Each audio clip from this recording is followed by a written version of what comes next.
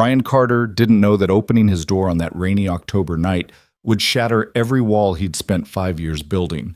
The woman on his porch, drenched, trembling, eyes hollowed out by something worse than fear, wasn't just running from danger. She was carrying it straight to his doorstep. And the man hunting her? He had the kind of power that didn't lose, but Ryan had something more dangerous than power.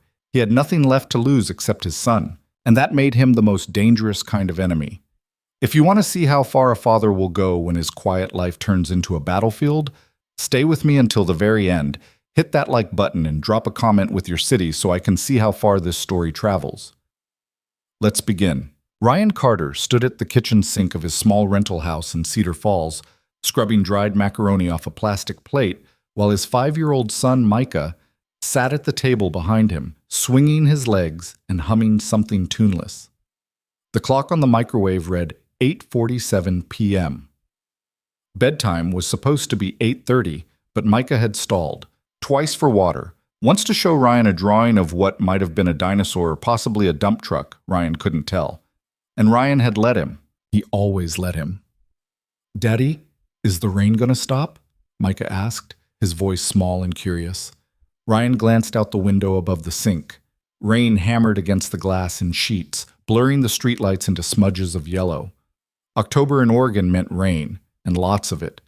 He'd lived here his whole life and still wasn't used to it. "Not tonight, buddy," Ryan said. "Maybe tomorrow." "Good, I like puddles." Ryan smiled faintly, rinsing the plate and setting it in the dish rack. "I know you do."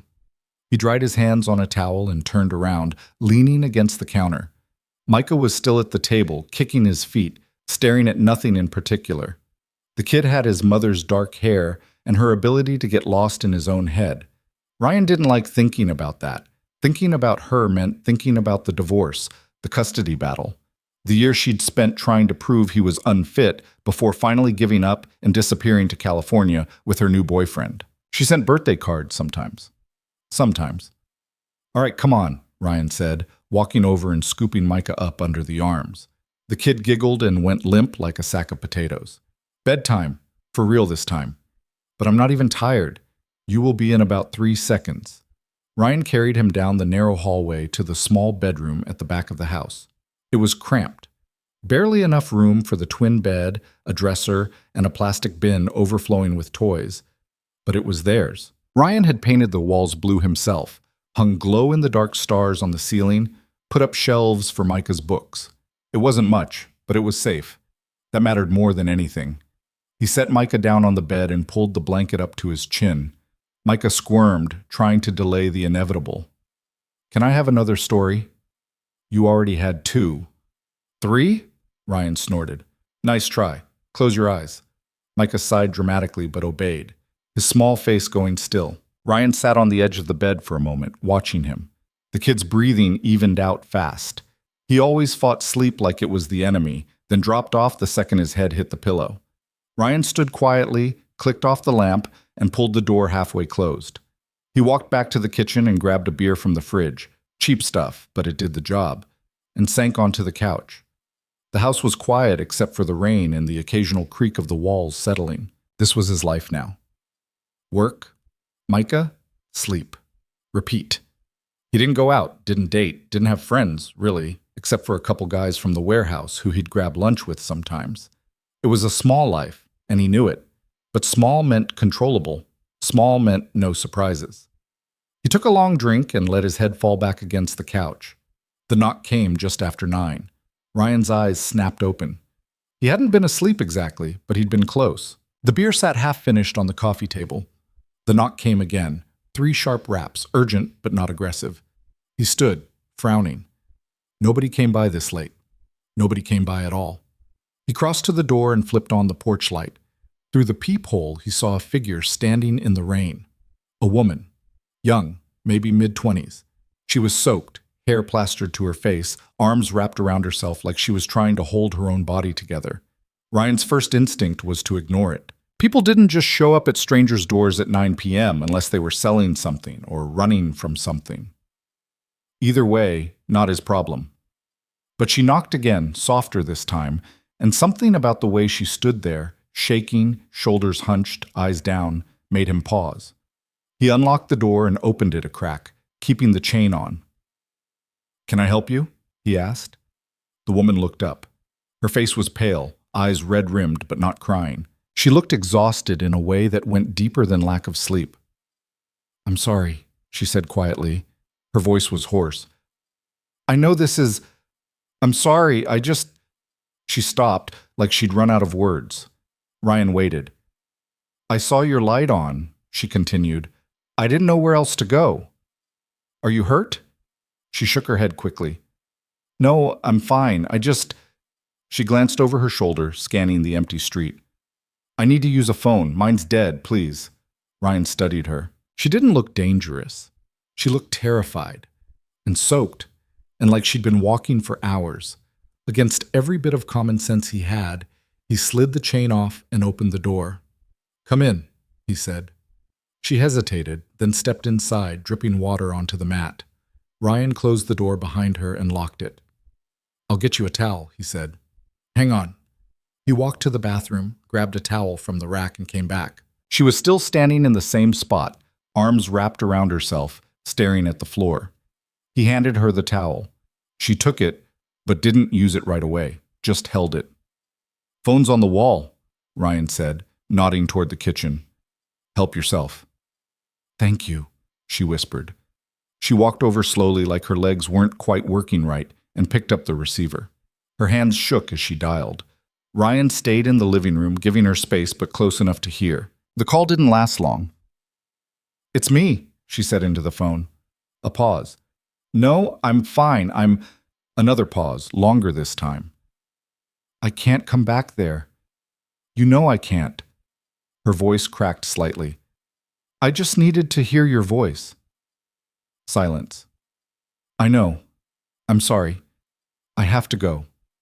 She hung up and stood there for a moment, staring at the phone like it had betrayed her. Ryan cleared his throat. "You get through?" She turned, nodding. "Yeah, thanks." "You need a ride somewhere?" She shook her head. "No, I'll figure it out. It's pouring out there." "I know." Ryan crossed his arms, leaning against the doorframe. "Look, I'm not trying to get in your business, but you don't look like you've got a plan." She met his eyes for the first time, and something in her gaze made his chest tighten. It wasn't fear exactly. It was resignation, like she'd already given up on whatever fight she'd been in. "I don't," she admitted. "But that's not your problem." "Didn't say it was." She looked away. "I should go." "Go where?" She didn't answer. Ryan sighed, rubbing the back of his neck. This was stupid. He didn't know this woman, didn't owe her anything. But Micah was asleep in the next room, and the idea of sending her back out into the rain, into whatever she was running from, felt wrong. "There's a couch," he said finally. "You can sleep there tonight. Figure things out in the morning." She stared at him. "You don't even know me. I know you're freezing and soaked, and it's 9:30 at night. That's enough." For a long moment, she didn't move. Then, slowly, she nodded. "Okay," she said quietly. "Just tonight." "Just tonight," Ryan agreed. He grabbed a blanket from the hall closet and tossed it onto the couch, then handed her an old t-shirt and a pair of sweatpants. "Bathroom's down the hall if you want to change," he said. "I'll be in my room. If you need anything, just knock." "Thank you," she said again, and this time her voice was steadier. Ryan nodded and headed toward his bedroom. He paused in the doorway, glancing back. "What's your name?" he asked. She hesitated. "Lena." "Ryan?" She nodded, pulling the blanket tighter around herself. Ryan closed the door and sat on the edge of his bed, staring at the wall. He had no idea what he'd just invited into his house. But it was too late now. When Ryan woke the next morning, the house was quiet. Too quiet. He glanced at the clock, 6:15 a.m., and groaned, pushing himself upright. Micah would be up soon, demanding breakfast and probably jumping on the bed if Ryan didn't get moving. He padded out into the hallway, listening. No sound from the living room. For a second, he wondered if Lena had left in the middle of the night.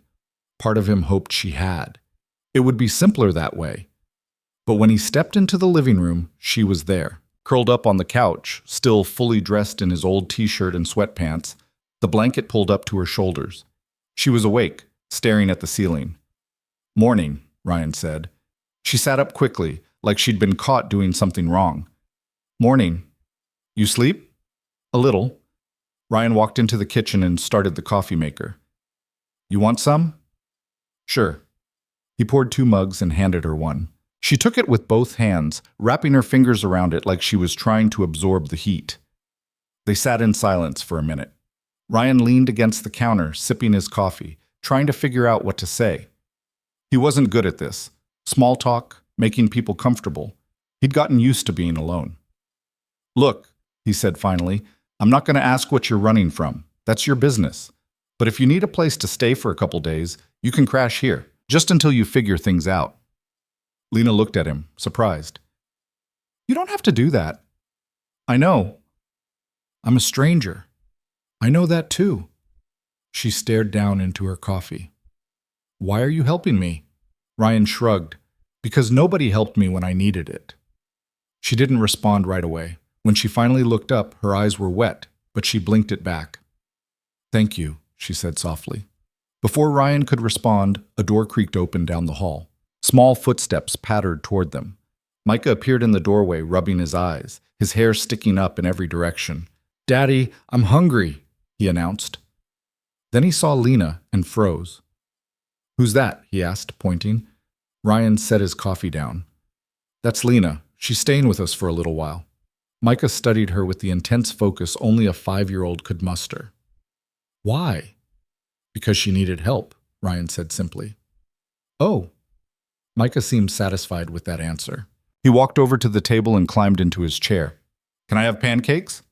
Ryan glanced at Lena, who was watching the exchange with something close to amusement. Yeah, buddy, Ryan said. Pancakes it is. The first 2 days passed quietly. Lena kept to herself mostly. She slept on the couch, helped with dishes without being asked, and stayed out of the way when Ryan got Micah ready for school. She didn't talk much, and Ryan didn't push. Whatever she was dealing with, she'd tell him if she wanted to, or she wouldn't. Either way, it wasn't his job to pry. But on the 3rd night, things shifted. Ryan was putting Micah to bed when he heard the sound, a soft, choked noise from the living room. He finished tucking Micah in and walked out quietly. Lena was sitting on the couch, knees pulled up to her chest, her face buried in her hands. Her shoulders shook. Ryan stopped in the doorway, unsure. He wasn't good at this. Comfort wasn't his strong suit, but he couldn't just walk away. Hey, he said gently. She looked up, wiping her eyes quickly. Sorry. I didn't mean to. Don't apologize. She shook her head, pulling the blanket tighter. I'm fine.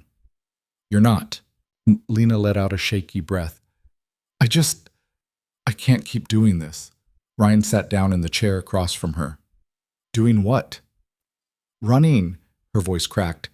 I've been running for 2 years and I'm so tired. Ryan didn't say anything. He just waited. His name is Marcus, she said quietly. Marcus Hale.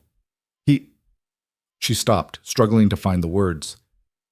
He was my boss, my mentor. He made me feel like I mattered, like I was going somewhere. And then he made me feel like I owed him everything. Ryan's jaw tightened. I thought I could handle it, Lena continued. I thought if I just kept my head down, if I just did what he wanted, he'd leave me alone. But he didn't. He never did. And when I finally tried to leave, she looked away. He made sure I couldn't. He's got connections. Money. People who listen to him. I tried to get a restraining order, but it didn't stick. He's too smart, too careful. Ryan leaned forward, elbows on his knees. Where is he now? I don't know, Lena whispered. That's the worst part. I never know.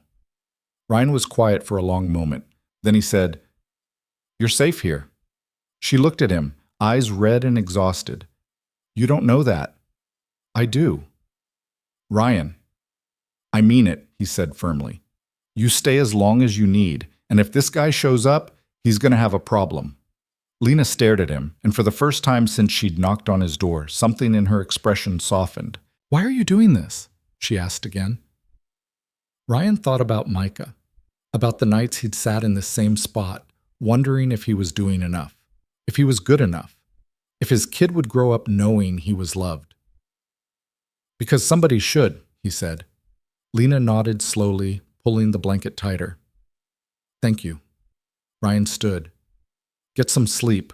We'll figure the rest out tomorrow. He walked back to his room and closed the door. But he didn't sleep. He lay in bed, staring at the ceiling, thinking about Marcus Hale, and wondering how long it would take before the man came looking. A week passed. Then 2. Lena started to settle in, bit by bit. She found a part-time job at a coffee shop downtown. Nothing fancy, but it gave her something to do, some money of her own. She started smiling more, laughing even. Micah adored her. He'd drag her into his games, show her his drawings, insist she read him bedtime stories.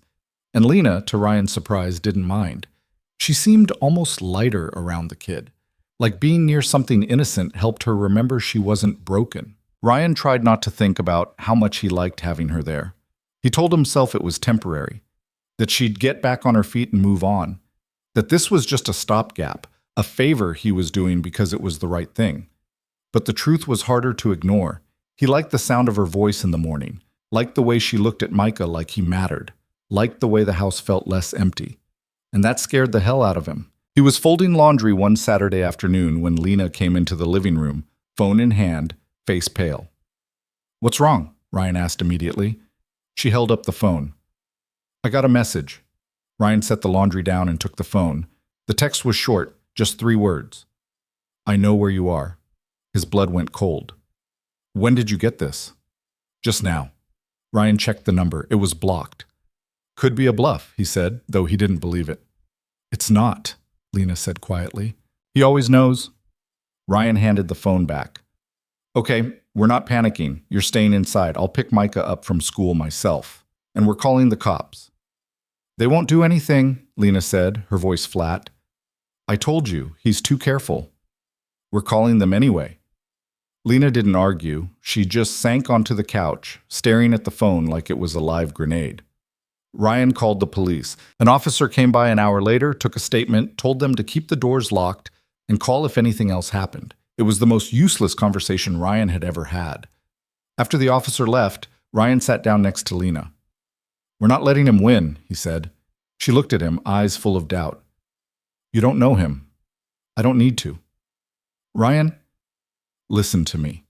He turned to face her fully.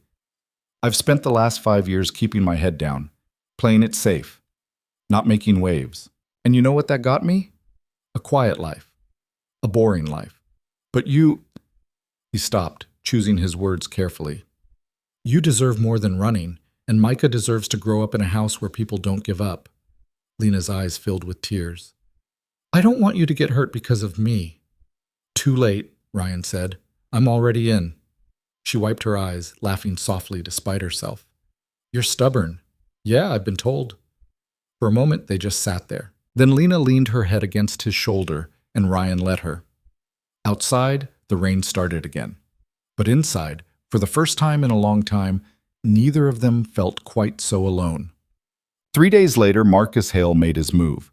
Ryan was at work when it happened. He got the call from Micah's school at 2:47 p.m. The receptionist's voice was calm but tight. Mr. Carter, there's been an incident. Someone tried to pick up Micah from school. They claimed to be a family friend. Ryan's heart stopped. Did you let them? No, sir. We followed protocol. But the individual became aggressive when we refused. We've called the police. Micah is safe. Ryan was already moving, grabbing his keys, shoving past coworkers. I'm on my way. Don't let anyone near him. He made the 20-minute drive in 12. When he pulled up to the school, there were 2 police cars in the parking lot. Ryan sprinted inside, ignoring the officer trying to stop him, and found Micah in the front office, sitting on a chair with his backpack in his lap. The kid's face lit up when he saw Ryan. Daddy! Ryan scooped him up, holding him tight. You okay, buddy? Yeah, but there was a scary man. Ryan's jaw clenched. He looked at the principal, who stood nearby, arms crossed. What happened? A man showed up claiming to be a friend of yours, the principal said. Tall, well-dressed. He had identification, but it didn't match our approved pickup list. When we refused, he threatened legal action. What did he look like? The principal described him. Tall, mid-40s, dark hair, expensive suit. Marcus Hale. Ryan set Micah down gently and turned to the officer. I need to file a report. That man is connected to someone who's been stalking a woman staying at my house. His name is Marcus Hale. The officer pulled out a notebook. We'll take your statement. Ryan gave them everything. The texts, Lena's history, the attempted pickup. When he was done, the officer promised to investigate, but Ryan knew how this worked. Hale was smart. He'd have a lawyer. He'd have excuses. Ryan drove Micah home in silence, his mind racing. When they pulled into the driveway, Lena was standing on the porch, arms wrapped around herself. She'd been crying. I'm so sorry, she said the second Ryan got out of the car. This is my fault. I should have left. I should have... Stop, Ryan said firmly. He walked Micah inside and turned to face her. This isn't your fault. It's his, and we're not running. Ryan, he went after your son. I know. Ryan's voice was hard. And that was the biggest mistake he's ever made. Lena stared at him. What are you going to do? Ryan didn't answer right away. He looked at Micah, safe inside the house, then back at Lena. I'm going to make sure he never comes near either of you again. That night, after Micah was asleep, Ryan sat at the kitchen table with his laptop. Lena sat across from him, watching. What are you doing? She asked. Research, Ryan said, typing. If this guy's got money and power, he's got enemies, people he's screwed over. We just have to find them. Ryan, you can't. I can, he interrupted. And I will. He spent the next 3 hours digging. Social media, public records, business filings. By midnight, he had a list. Former employees who'd filed complaints, business partners who'd sued, women who'd taken out restraining orders that had mysteriously disappeared. Marcus Hale wasn't just dangerous. He was a predator with a pattern, and patterns could be broken. Ryan leaned back in his chair, rubbing his eyes. Lena was still there, watching him with something that looked like hope. You think we can actually do this? She asked quietly. Ryan looked at her. Yeah, I do. She nodded slowly. Then let's do it. The plan took shape over the next week. Ryan reached out to the people on his list. Most didn't respond. A few told him to go to hell, but 3 agreed to talk. One was a former assistant who'd quit after Hale had cornered her in his office. Another was a business partner who'd lost everything when Hale had forged documents and stolen a contract.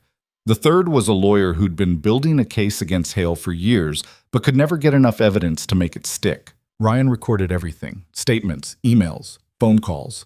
He built a file, a real solid case that couldn't be ignored. And then, 2 weeks later, he handed it to the lawyer. This is enough, the lawyer said, flipping through the documents. I can work with this. Ryan nodded. How long? A few weeks, maybe a month, but we'll get him. Ryan stood, shaking the man's hand. Thank you. When he got home, Lena was waiting on the porch. She looked at him, searching his face. Well? She asked. We got him, Ryan said. Lena's knees buckled, and Ryan caught her, holding her steady. She pressed her face into his chest, and for the first time in 2 years, she let herself cry. Not from fear, from relief. The legal process was slow, painful. Marcus Hale fought back hard, throwing money and lawyers at every filing, but the evidence was too strong. Too many voices, too many victims. And in the end, the truth won. Hale was hit with restraining orders, criminal charges. His business collapsed under the weight of lawsuits. He lost everything, and Lena was finally free. Ryan stood in the kitchen one evening, watching her through the window. She was outside with Micah, laughing as the kid chased her around the yard. The sound of it, pure, unguarded joy, hit him harder than he expected. He'd spent 5 years building walls, keeping people out, keeping his world small and safe. But watching Lena now, he realized something. Safety wasn't the same as living. She came inside a few minutes later, flushed and smiling. Your kid is relentless. I know, Ryan said, grinning. She leaned against the counter, catching her breath. Thank you. For everything. You don't have to keep thanking me. I do, she said softly. You saved my life. Ryan shook his head. You saved your own life. I just helped. Lena looked at him for a long moment. Then slowly she reached out and took his hand. Stay, she said quietly. Ryan's breath caught. What? Stay, she repeated. Don't pull away. Don't tell me this is temporary. Just stay. Ryan looked down at their hands, then back up at her. And for the first time in 5 years, he let himself hope. Okay, he said, I'll stay. And in that moment, everything changed. The word stay hung in the air between them like something fragile, something that could shatter if either of them breathed wrong. Ryan stood there in the kitchen, Lena's hand warm in his, and felt the weight of what she was asking. It wasn't just about her staying in the house. It was about letting her in, really in, past the walls he'd built, past the carefully maintained distance he'd kept between himself and the rest of the world for 5 years. Okay, he said again, quieter this time. I'll stay. Lena's eyes searched his face, looking for doubt, for hesitation. She must have found something she could trust because she nodded, squeezing his hand once before letting go. I should check on Micah, she said, her voice a little unsteady. He's probably covered in mud by now. Ryan watched her walk back outside, and he realized his heart was pounding. He wasn't sure if it was fear or something else. Maybe both. The restraining orders came through 2 days later. Marcus Hale was legally barred from contacting Lena, from coming within 500 feet of her, Ryan, or Micah. The lawyer called with the news, his voice crisp and professional. This is a significant win, he said, but I want you to understand, restraining orders are only as effective as the person's willingness to follow them. Hale has money. He has resources. He could still try something. I know, Ryan said, leaning against the kitchen counter, phone pressed to his ear. But it's a start. It is. And the criminal charges are moving forward. We've got witness testimony from 4 people now, and the DA's office is taking it seriously. If everything goes the way I think it will, Hale's looking at jail time. Ryan exhaled slowly. Good. Just stay vigilant, and if he violates the order, you call me immediately. I will. Ryan hung up and walked into the living room where Lena sat on the couch with a book in her lap. She looked up when he came in, her expression cautious. That was the lawyer, Ryan said. Restraining orders in place. Criminal charges are moving forward. Lena's hands tightened on the book. So it's real. It's real. She closed the book and set it aside, pressing her palms to her knees. I don't know what to do with this feeling. What feeling? Relief, she said. I've been waiting for the other shoe to drop for so long, I don't know how to just exist without that hanging over me. Ryan sat down in the chair across from her. You don't have to figure it out all at once. I know, but it's weird, like I don't trust it yet. That makes sense. Lena looked at him, her eyes tired but clearer than they'd been in weeks. You've done so much for me. I don't even know how to start paying you back. You don't owe me anything. I do, though. No, Ryan said firmly. You don't. This isn't a transaction. You needed help. I helped. That's it. Lena's mouth quirked into a faint smile. You're a lot kinder than you think you are. Ryan shrugged, uncomfortable with the compliment. I'm just doing what's right. Most people don't. He didn't have an answer for that. Micah came bounding into the room a moment later, his hair damp from the bath Lena had given him earlier. He climbed onto the couch next to her and leaned against her side, already half asleep. Story time, he mumbled. Lena glanced at Ryan, who nodded. Go ahead, he said. I'll clean up the kitchen. Lena carried Micah to his room, and Ryan stood in the kitchen, rinsing dishes and listening to the faint murmur of her voice through the wall. It was a sound he'd gotten used to, a sound he didn't want to lose. The next few weeks settled into something that almost felt normal. Lena kept working at the coffee shop, saving money, talking about finding her own place. Ryan told her there was no rush, but he could see the way she looked at apartment listings on her phone, the way she circled ads in the local paper. She was planning her exit, and he couldn't blame her. She'd been running for 2 years. The idea of staying anywhere too long probably felt dangerous. But it still stung. One evening, after Micah was in bed, Ryan found Lena sitting on the back porch, wrapped in a blanket, staring out at the yard. The air was cool, the kind of crisp October cold that hinted at winter coming. He grabbed a beer from the fridge and stepped outside, sitting down on the step beside her. You okay? He asked. Lena nodded. Yeah, just thinking. About? She was quiet for a moment, then she said, What happens next? Ryan took a sip of his beer. What do you want to happen? I don't know, she admitted. I've spent so long just surviving. I don't know how to think past that. You've got time to figure it out. Do I? She turned to look at him. I can't stay here forever, Ryan. You've got your life. Micah, I can't just… You're not a burden, Ryan interrupted. I don't know how many times I have to say that before you believe it. I do believe it, Lena said softly. But I also know I can't hide here forever. Who says you're hiding? She smiled faintly. Aren't I? Ryan didn't answer right away. He took another drink, staring out at the darkening sky. I used to think hiding was the same thing as being safe, he said finally. After the divorce, after everything with Micah's mom, I just shut down, focused on him, didn't let anyone else in. And it worked for a while. But then you showed up and I realized… He stopped, choosing his words carefully. I realized I was just going through the motions. Not really living, just existing. Lena was quiet, watching him. I'm not saying you should stay, Ryan continued. That's your choice. But if you do leave, don't do it because you think you're a burden. Do it because it's what you want. Lena's eyes glistened in the dim light. What if I don't know what I want? Then take your time figuring it out. She pulled the blanket tighter around herself and leaned her head against his shoulder. Ryan went still, then slowly relaxed, letting her stay there. They sat like that for a long time, neither of them saying anything, just breathing in the cold air and the quiet. The first crack in the fragile peace came on a Tuesday. Ryan was at work, stacking pallets in the warehouse, when his phone buzzed in his pocket. He pulled it out and saw Lena's name on the screen. He answered immediately. Hey, what's up? Ryan. Her voice was tight. Someone's been watching the house. His stomach dropped. What do you mean? There's a car parked across the street, black sedan. It's been there for over an hour. I saw the driver looking at the house. Ryan's jaw clenched. Did you call the cops? Yeah, they said they'd send someone by, but I'm coming home. Lock the doors. Don't go outside. Okay. He hung up and grabbed his keys, telling his supervisor he had a family emergency.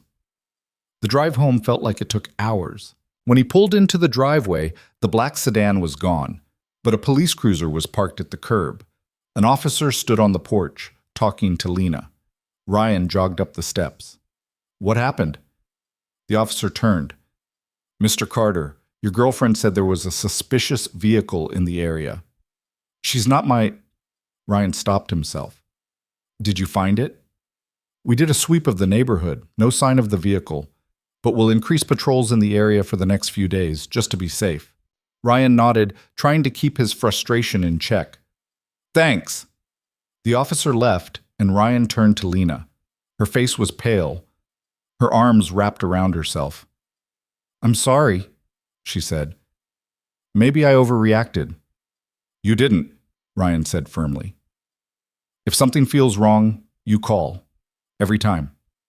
Lena nodded, but she didn't look convinced. That night, Ryan didn't sleep. He sat in the living room with the lights off, watching the street through the window. Every car that passed made his pulse spike. Every shadow felt like a threat. At 3 a.m, Lena came out of the guest room, wrapped in a blanket. You're still up, she said quietly. Couldn't sleep. She sat down beside him on the couch. You think it was him? I don't know, Ryan admitted, but I'm not taking any chances. Lena pulled the blanket tighter. I hate this. I hate that he still has this much power over me. He doesn't, Ryan said. Not anymore. The restraining order's in place. The charges are moving forward. He's losing. Then why does it still feel like he's winning? Ryan didn't have an answer for that. They sat in silence for a while, the only sound the faint hum of the refrigerator and the occasional creak of the house settling. Thank you for staying awake, Lena said finally. Ryan glanced at her. I'm not letting anything happen to you. I know. The next morning, Ryan called the lawyer. I need to know where Marcus Hale is, he said. Right now. The lawyer sighed. Ryan, I understand you're worried, but I can't just… Someone was watching my house yesterday. A car Lena didn't recognize. If Hale's violating the restraining order, I need to know. There was a pause. Then the lawyer said, I'll make some calls. Give me an hour. Ryan hung up and paced the kitchen, his mind racing. Lena was at work, and Micah was at school. The house felt too empty, too quiet. When the lawyer called back, his voice was grim. "Hale's still in the area," he said. "He's staying at a hotel downtown. Technically, he's not violating the restraining order. He hasn't contacted Lena or come within 500 feet of your address. But the fact that he's still in town is concerning." "Concerning?" Ryan's voice was sharp. "The guy's stalking her. That's more than concerning." "I know, but legally there's nothing we can do unless he makes direct contact or violates the order. I'm sorry." But Ryan hung up without saying goodbye. That evening, he sat Lena down and told her everything. "He's still here," she said, her voice hollow. "He's not going to leave, is he?" "Not until he has to," Ryan said, "but we're not backing down. The charges are still moving forward. The restraining order's still in place. He's running out of options. Or he's waiting for the right moment." Ryan reached across the table and took her hand. "Then we make sure there isn't one." Lena looked at him, her eyes filled with fear and something else. Gratitude, maybe. Or trust. Trust. "What if he comes here?" she asked. "Then I'll handle it." "Ryan, I mean it," he said. "You're not alone in this. Not anymore." Lena's eyes filled with tears, but she nodded. The breaking point came 3 days later. Ryan was picking Micah up from school when he saw the black sedan again. It was parked at the far end of the lot, windows tinted, engine running. Ryan's blood went cold. He grabbed Micah's hand and walked quickly to his truck, keeping his body between the kid and the car. He buckled Micah into his seat, his hands shaking, and climbed into the driver's seat. The sedan didn't move. Ryan pulled out of the lot, watching the rearview mirror. The sedan followed. "Daddy, why are you driving so fast?" Micah asked. "Just in a hurry, buddy," Ryan said, trying to keep his voice steady. He took a series of turns, testing. The sedan stayed behind him, keeping a careful distance. Ryan's heart pounded. He pulled out his phone and dialed Lena. "Where are you?" he asked the second she picked up. "At home. Why?" "Lock the doors. Don't open them for anyone. I'm being followed." "What?" "Ryan." "Just do it. I'll call the cops." He hung up and dialed 911, reporting the vehicle, the license plate, everything. The dispatcher told him to drive to the nearest police station. Ryan did, his knuckles white on the steering wheel. The sedan peeled off 2 blocks before the station. Ryan pulled into the parking lot and sat there, breathing hard, Micah staring at him with wide eyes. "Daddy, are we okay?" Ryan forced a smile. "Yeah, buddy, we're okay." But he didn't believe it. The police took his statement. They said they'd look into it. Ryan drove home, checked every lock on every door, and spent the rest of the night on the couch with a baseball bat beside him. Lena sat with him, neither of them speaking. The next morning, the lawyer called. "Hale's been arrested," he said. Ryan sat up. "What?" "He violated the restraining order. Someone reported seeing him parked outside your son's school. The police picked him up an hour ago." Ryan's chest loosened. "Is he still in custody?" "For now, but he'll post bail. You need to be ready for that." "I will be." When Lena got home from work, Ryan told her. She sank onto the couch, her hands shaking. "It's not over," she said. "No," Ryan agreed, "but it's closer." Lena looked at him, tears streaming down her face. "I don't know how to do this." Ryan sat beside her and pulled her into his arms. "You don't have to know. We'll figure it out together." She pressed her face into his chest and cried, and Ryan held her, feeling the weight of everything they were carrying. But for the first time, he didn't feel like he was carrying it alone. The days that followed were tense. Hale posted bail, just as the lawyer predicted, but the arrest had rattled him. The lawyer called with updates. Hale's legal team was scrambling, trying to get the charges dropped, but the evidence was too strong. Witnesses were lining up. The DA was confident. Lena started sleeping better. She smiled more. She stopped checking over her shoulder every time she left the house. And Ryan started to let himself hope. One evening, after Micah was asleep, Lena found Ryan in the kitchen, washing dishes. She picked up a towel and started drying, and they worked in comfortable silence for a few minutes. "I've been thinking," Lena said finally. "Yeah?" "About what you said. About staying." Ryan's hands stilled in the soapy water. "And?" "I want to," she said quietly, "but I'm scared." "Of what?" of messing this up, of dragging you and Micah into something you can't get out of. Ryan set the dish down and turned to face her. You're not dragging us into anything. We're already in it, and I'm not going anywhere. Lena looked at him, her eyes shining. You say that now, but what if— No what ifs, Ryan interrupted. We deal with what's in front of us. That's all we can do. Lena nodded slowly. Okay, okay, okay, she repeated, a small smile breaking through. I'll stay. Ryan felt something loosen in his chest, something he hadn't realized was coiled so tight. Good, he said. Lena stepped closer, and for a moment Ryan thought she might kiss him. But instead, she wrapped her arms around him, holding on like he was the only solid thing in the world. And Ryan held her back, knowing that for the first time in years, he wasn't just surviving, he was living. The trial date was set for late November. The lawyer was optimistic. The witnesses were solid. The evidence was overwhelming. Marcus Hale was going down, and everyone knew it. But Hale wasn't going quietly. 2 weeks before the trial, Ryan got a call from an unknown number. He almost didn't answer, but something made him pick up. Ryan Carter? The voice was smooth, cultured, cold. Who is this? Marcus Hale. Ryan's grip tightened on the phone. You're violating the restraining order. Am I? I'm not within 500 feet of you. I'm not contacting Lena. I'm simply having a conversation with you. What do you want? I want you to understand something, Hale said. You think you've won. You think you've saved her, but all you've done is paint a target on your back. Ryan's jaw clenched. Is that a threat? It's a reality. I have resources you can't imagine. Connections, money, and I don't lose. You already have. Hale laughed, a low, humorless sound. We'll see. The line went dead. Ryan stood there, phone still pressed to his ear, his heart pounding. He called the lawyer immediately, reported the call. The lawyer said it was another violation, that it would strengthen their case. But Ryan couldn't shake the feeling that something worse was coming. That night, he sat on the porch with a beer, staring at the street. Lena came out and sat beside him. You okay? She asked. Hale called me. Lena went still. What did he say? Ryan told her. She listened, her face pale, her hands clenched in her lap. He's trying to scare you, she said finally. I know. Don't let him. Ryan looked at her. I'm not scared for me. I'm scared for you, for Micah. Lena reached over and took his hand. We're going to be okay. How do you know? Because we have something he doesn't. What's that? Each other. Ryan squeezed her hand, and for a moment the fear eased.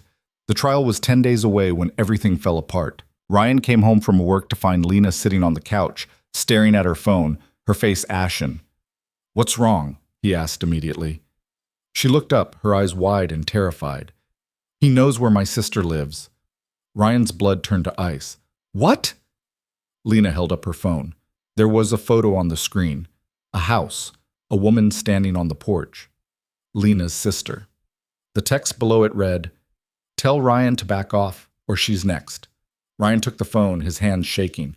We're calling the cops. Right now. He's going to hurt her, Lena whispered. He's going to hurt her because of me. No, Ryan said firmly. He's not. We're stopping this. Tonight. He called the police. They sent officers to Lena's sister's house. The lawyer filed an emergency motion, but Ryan knew it wasn't enough. Hale was escalating, and Ryan had to stop him before it was too late. Ryan stood in the living room, phone in one hand, Lena's trembling form beside him, and felt the walls closing in. The photo of her sister's house glowed on the screen like a threat carved in neon. He'd spent weeks telling Lena they were safe, that the law would protect them, that Marcus Hale was losing. But the man wasn't losing. He was cornered, and cornered animals didn't surrender. They lashed out. I need to call her, Lena said, her voice breaking. I need to warn her. Ryan handed her the phone. Do it, and tell her not to go anywhere alone until the cops get there. Lena's hands shook as she dialed. Ryan watched her pace the room, the phone pressed to her ear, her face tight with fear.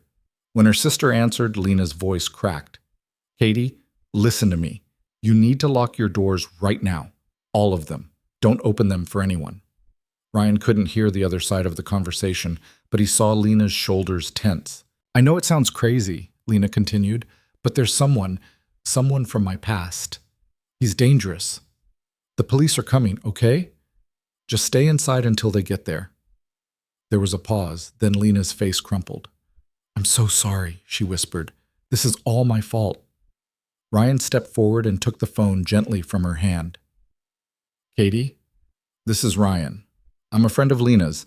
The police are on their way to your house. They'll explain everything. Just stay put, okay? There was a brief silence, then a woman's voice, shaky but trying to stay calm. Okay, I will. Is Lena okay? Ryan glanced at Lena, who had sunk onto the couch, her face buried in her hands. She will be, he said. I promise. He hung up and sat beside her, close but not touching. For a long moment, neither of them spoke. The house was too quiet, the kind of quiet that felt like it was waiting for something to break. I should leave, Lena said finally, her voice muffled. I should just go somewhere far away and let this blow over. That's not going to work, Ryan said. He'll just keep coming. You know that. Then what am I supposed to do? She looked up, her eyes red and raw. He's threatening my sister because of me, because I stayed here, because I let you help me. No, Ryan said firmly.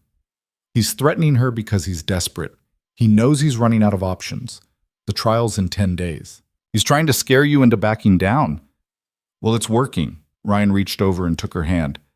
We're not backing down. We're going to finish this. Lena stared at him, searching his face for something. Certainty, maybe, or strength. Whatever she found, it wasn't enough to erase the fear. What if he hurts her? She whispered. He won't, Ryan said. The cops are there, and we're going to make sure he never gets the chance. Lena pulled her hand away and stood, walking to the window. She stared out at the dark street, her arms wrapped around herself. I don't know how you do it, she said quietly. Do what? Stay calm. You've got Micah to think about, your job, your whole life, and you're sitting here like this is just another problem to solve. Ryan stood and walked over to her. I'm not calm, he admitted. I'm terrified.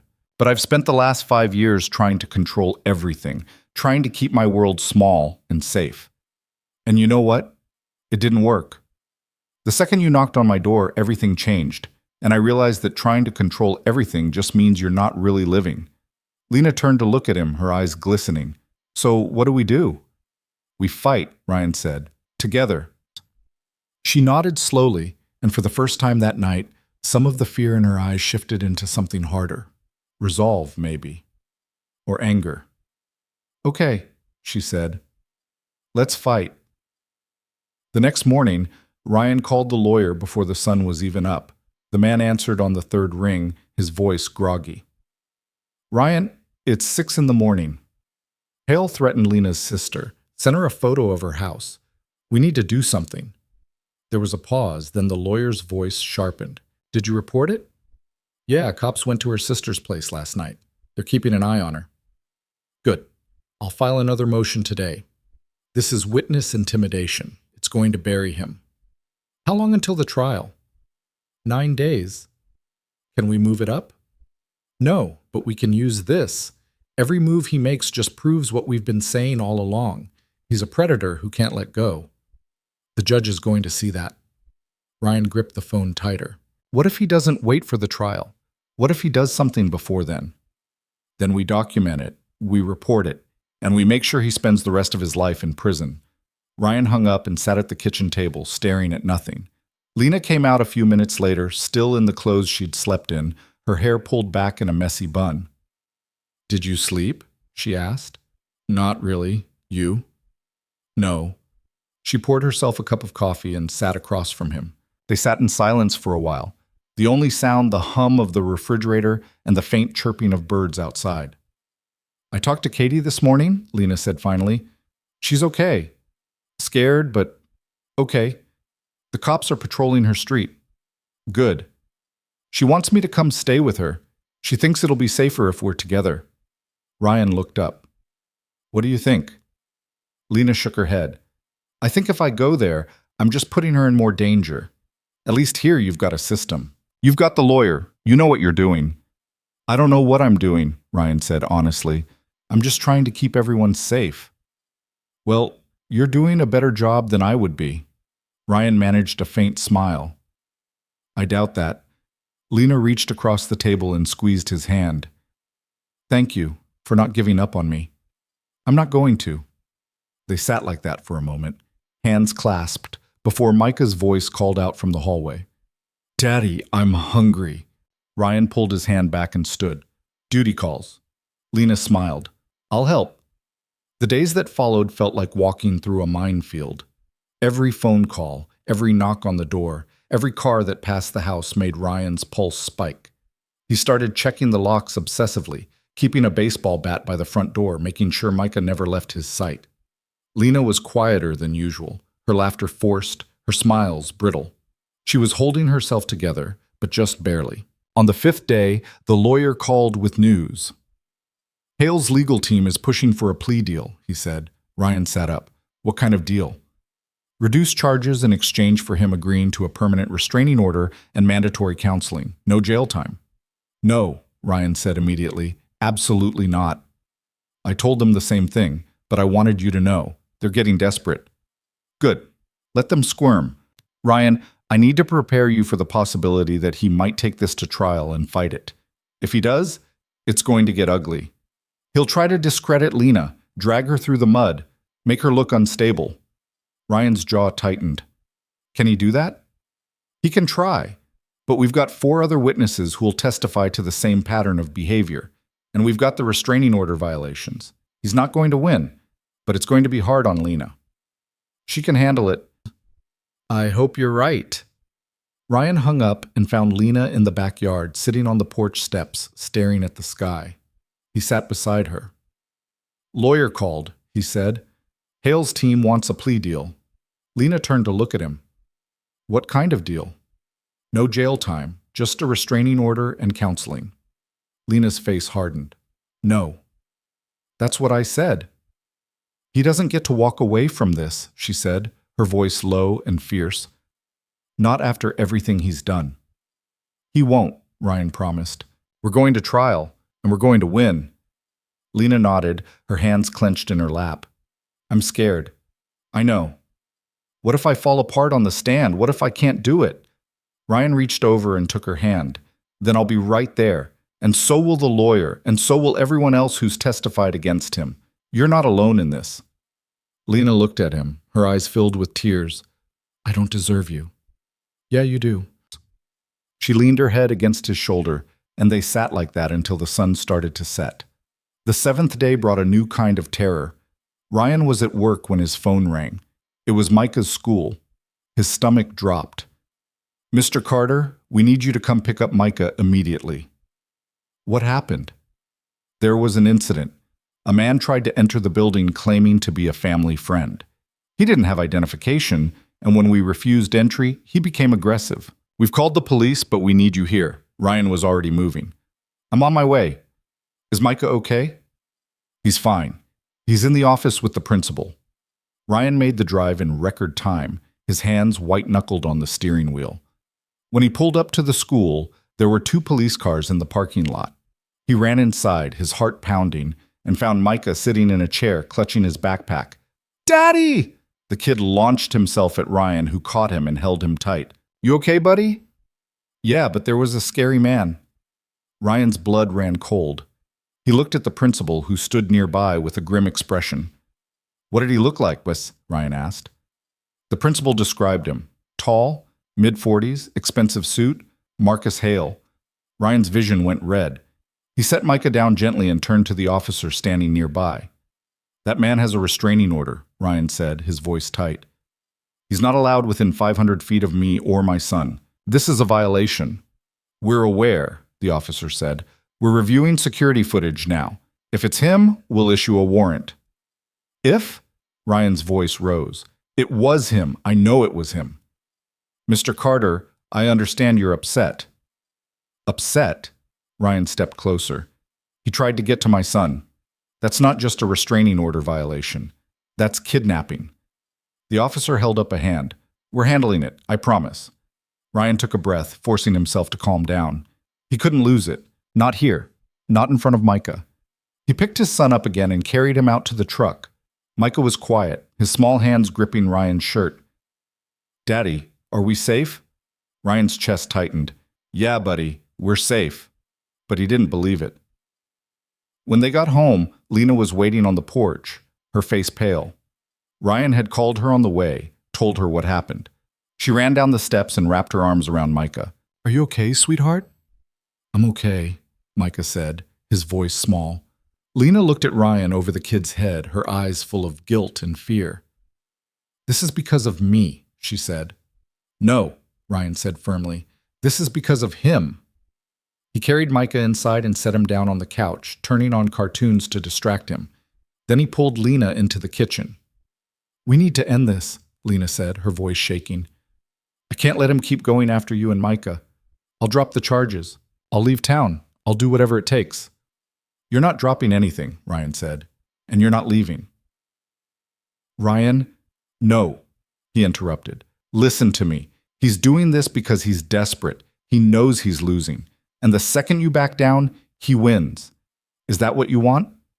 Lena's eyes filled with tears. "I want you and Micah to be safe." "We will be, but not by running, by finishing this." Lena shook her head, her shoulders shaking. "I can't do this anymore. I can't keep putting you in danger." Ryan stepped forward and pulled her into his arms. She resisted for a second, then collapsed against him, sobbing. "You're not putting us in danger," Ryan said quietly. "He is, and we're going to stop him." Lena cried into his chest, and Ryan held her, feeling the weight of everything they were carrying. The warrant for Marcus Hale's arrest was issued that night. By morning, he was in custody. The lawyer called with the news, his voice triumphant. They picked him up at his hotel. He's being held without bail this time. The judge said he's a flight risk and a danger to the community. Ryan exhaled slowly. "So he's staying in jail?" "Until the trial. And given what just happened, the DA's pushing for the maximum sentence. We're talking years, Ryan, not months." "Good. How's Lena holding up?" Ryan glanced toward the living room, where Lena sat on the couch with Micah, reading him a story. She looked tired, but there was something lighter in her eyes. Relief, maybe. "She's okay," Ryan said. "We all are." "Good. I'll keep you updated." Ryan hung up and walked into the living room. Lena looked up, her expression cautious. "Was that the lawyer?" "Yeah, Hale's in jail. No bail. He's staying there until the trial." Lena's eyes widened. "He's really locked up?" "He is." She set the book down and stood, walking over to him. For a moment she just stared at him, like she was trying to process what he'd said. Then she threw her arms around him, holding on tight. "Thank you," she whispered. "Thank you, thank you, thank you." Ryan hugged her back, feeling some of the tension in his chest finally start to ease. "We're not done yet," he said, "but we're close." Lena pulled back, her eyes shining. "We're going to win, aren't we?" "Yeah," Ryan said. "We are." The trial was 3 days away when Lena finally broke down. Ryan found her in the guest room, sitting on the bed, staring at the wall. Her face was blank, her hands folded in her lap. She looked like she'd run out of energy to fight. "Hey," Ryan said gently, sitting beside her. "You okay?" Lena didn't answer right away. Then she said, "I don't know if I can do this." "The trial?" She nodded. "I have to get up there and talk about everything he did. In front of strangers, in front of him. And I just—" Her voice broke. "I don't know if I'm strong enough." Ryan reached over and took her hand. "You are." "How do you know?" "Because you're still here. After everything he put you through, you're still here. That's strength." Lena looked at him, tears streaming down her face. "What if I freeze? What if I can't say the words?" "Then you take a breath. And you try again. And if you can't, the lawyer will help you. So will the other witnesses. You don't have to do this alone." Lena wiped her eyes, her hands shaking. "I'm so tired of being afraid." "I know. I want this to be over." "It will be. Soon." Lena leaned against him, and Ryan wrapped his arm around her shoulders, holding her close. "Thank you for not giving up on me," she said quietly. "I never will." They sat like that for a long time, and slowly Lena's breathing evened out. The fear didn't disappear, but it softened. And for the first time in weeks, Ryan felt like they might actually make it through this. The night before the trial, Ryan couldn't sleep. He lay in bed, staring at the ceiling, his mind racing. Tomorrow, everything would come to a head. Lena would testify, the other witnesses would testify. The evidence would be presented, and Marcus Hale would finally face the consequences of what he'd done. But Ryan couldn't shake the feeling that something was going to go wrong. He got up and walked into the living room. Lena was there, sitting on the couch, wrapped in a blanket. "Couldn't sleep either?" she asked. Ryan sat beside her. "Too much on my mind."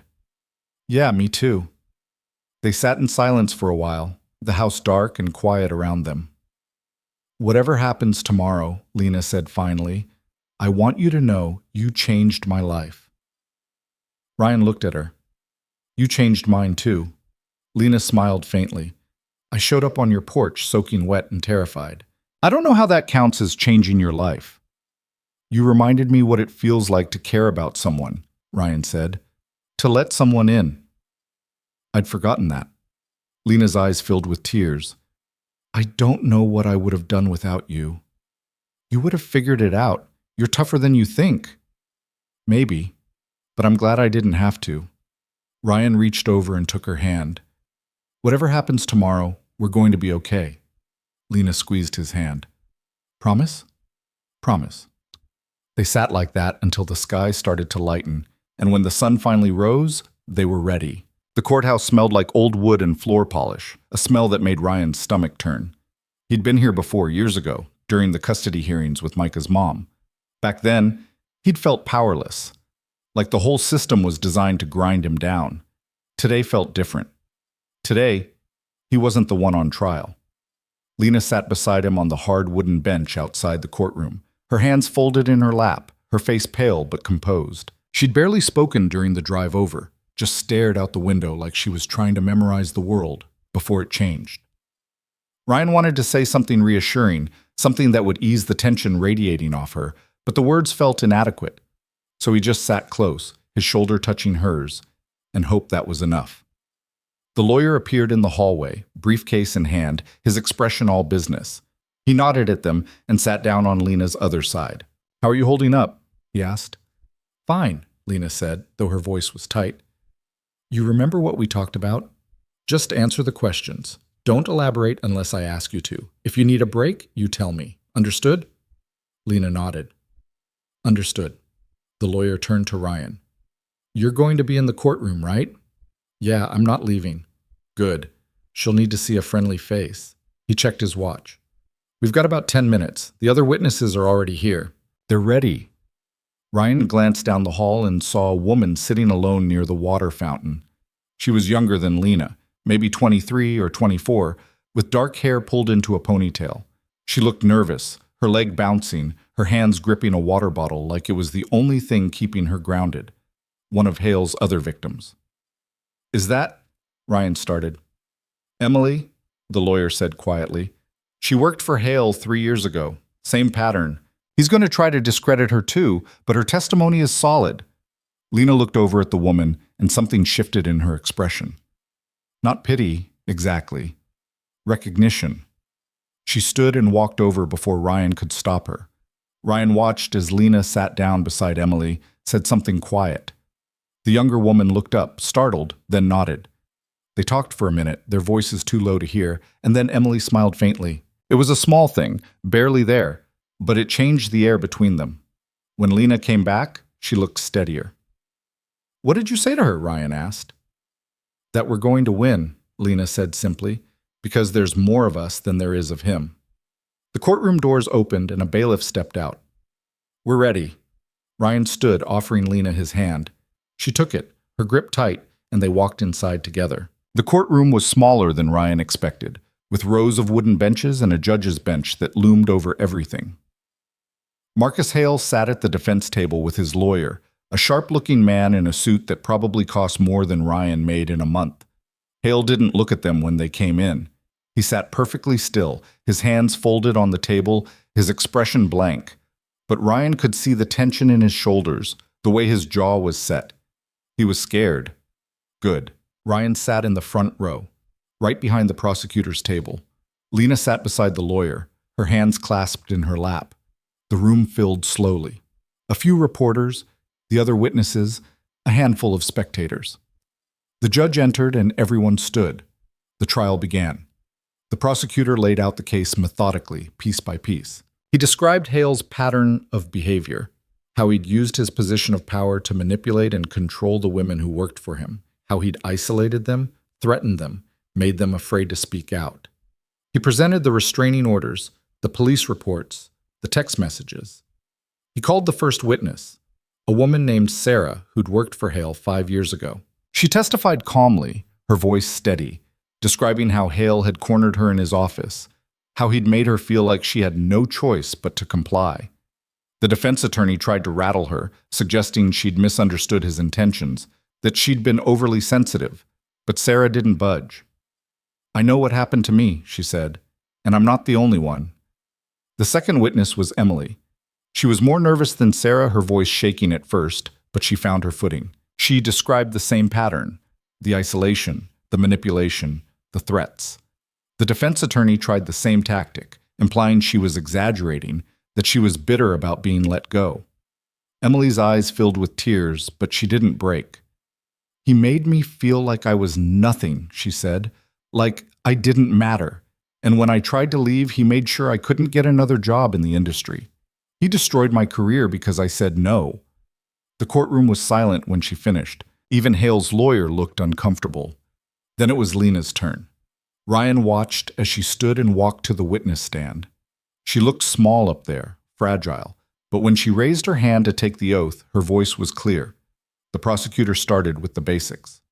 How long she'd worked for Hale, what her job had been, how their relationship had started. Lena answered each question carefully, her hands gripping the edge of the witness stand. "Can you describe the first time Mr. Haley made you uncomfortable?" the prosecutor asked. Lena took a breath. "It was about 6 months after I started working for him. He asked me to stay late to go over a project. I thought it was normal. He was my boss, and I wanted to do a good job. But when everyone else left, She paused, her voice catching. "He stood too close. He put his hand on my shoulder and said I was doing really well, that he saw a lot of potential in me. It didn't feel like a compliment. It felt like he was testing me." "What happened after that?" "It got worse. He started calling me into his office more often, finding excuses to touch me, my hand, my back. He'd make comments about how I looked, what I was wearing, and if I pulled away or tried to deflect, he'd get cold. He'd criticize my work, make me feel like I wasn't good enough, so I stopped pulling away." "Why?" Lena's voice was barely above a whisper. "Because I was afraid. Afraid of losing my job, afraid of what he'd do if I said no." The prosecutor nodded. "And did there come a time when you tried to leave?"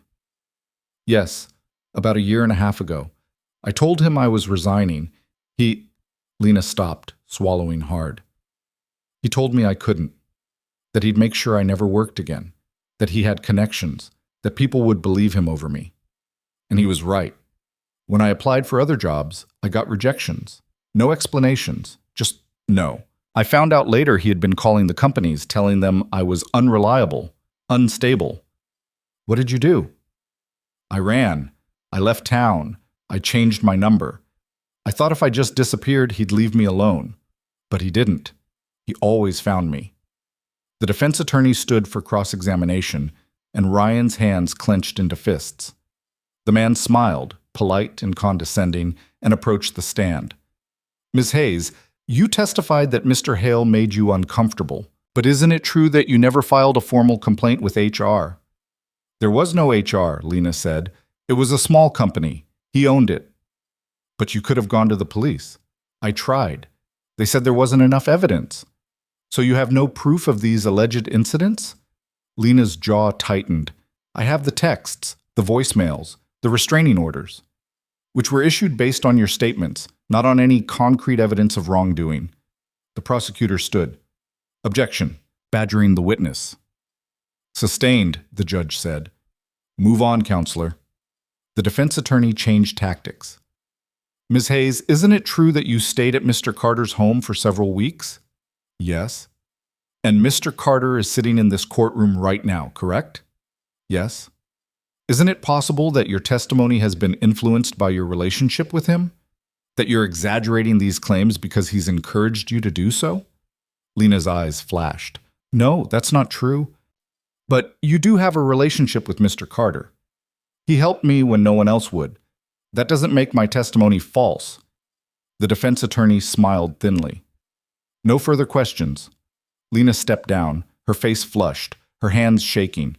Ryan wanted to stand, to pull her into his arms, but the lawyer shook his head slightly. Not yet. Lena sat back down beside the prosecutor, and Ryan saw her wipe her eyes quickly. The trial continued for 2 more days. More witnesses, more evidence. The defense tried to poke holes in every story, to make it seem like a series of misunderstandings, but the pattern was too clear, too consistent. By the time closing arguments came, even Hale's lawyer looked like he knew he was losing. The prosecutor stood and addressed the jury, his voice calm but forceful. Marcus Hale is a man who used his power to control and manipulate the people around him. He didn't do it once. He didn't do it twice. He did it repeatedly over the course of years to multiple women. And when those women tried to escape, he hunted them down. He threatened them. He made their lives hell. This case isn't about misunderstandings or miscommunication. It's about a predator who thought he was untouchable, and it's time to prove him wrong. The defense attorney argued that the prosecution's case was built on emotion, not facts, that the witnesses were unreliable, their memories clouded by time and bias. But Ryan could see it wasn't working. The jury wasn't buying it. The judge sent them to deliberate, and Ryan and Lena sat in the hallway, waiting. The minutes stretched into hours. Lena paced, unable to sit still. Ryan stayed on the bench, watching her, wishing he could take some of the weight off her shoulders. What if they don't believe me? Lena asked suddenly, stopping in front of him. They will. You don't know that. I do, Ryan said. Because you told the truth, and the truth matters. Lena looked at him, her eyes red-rimmed. Does it?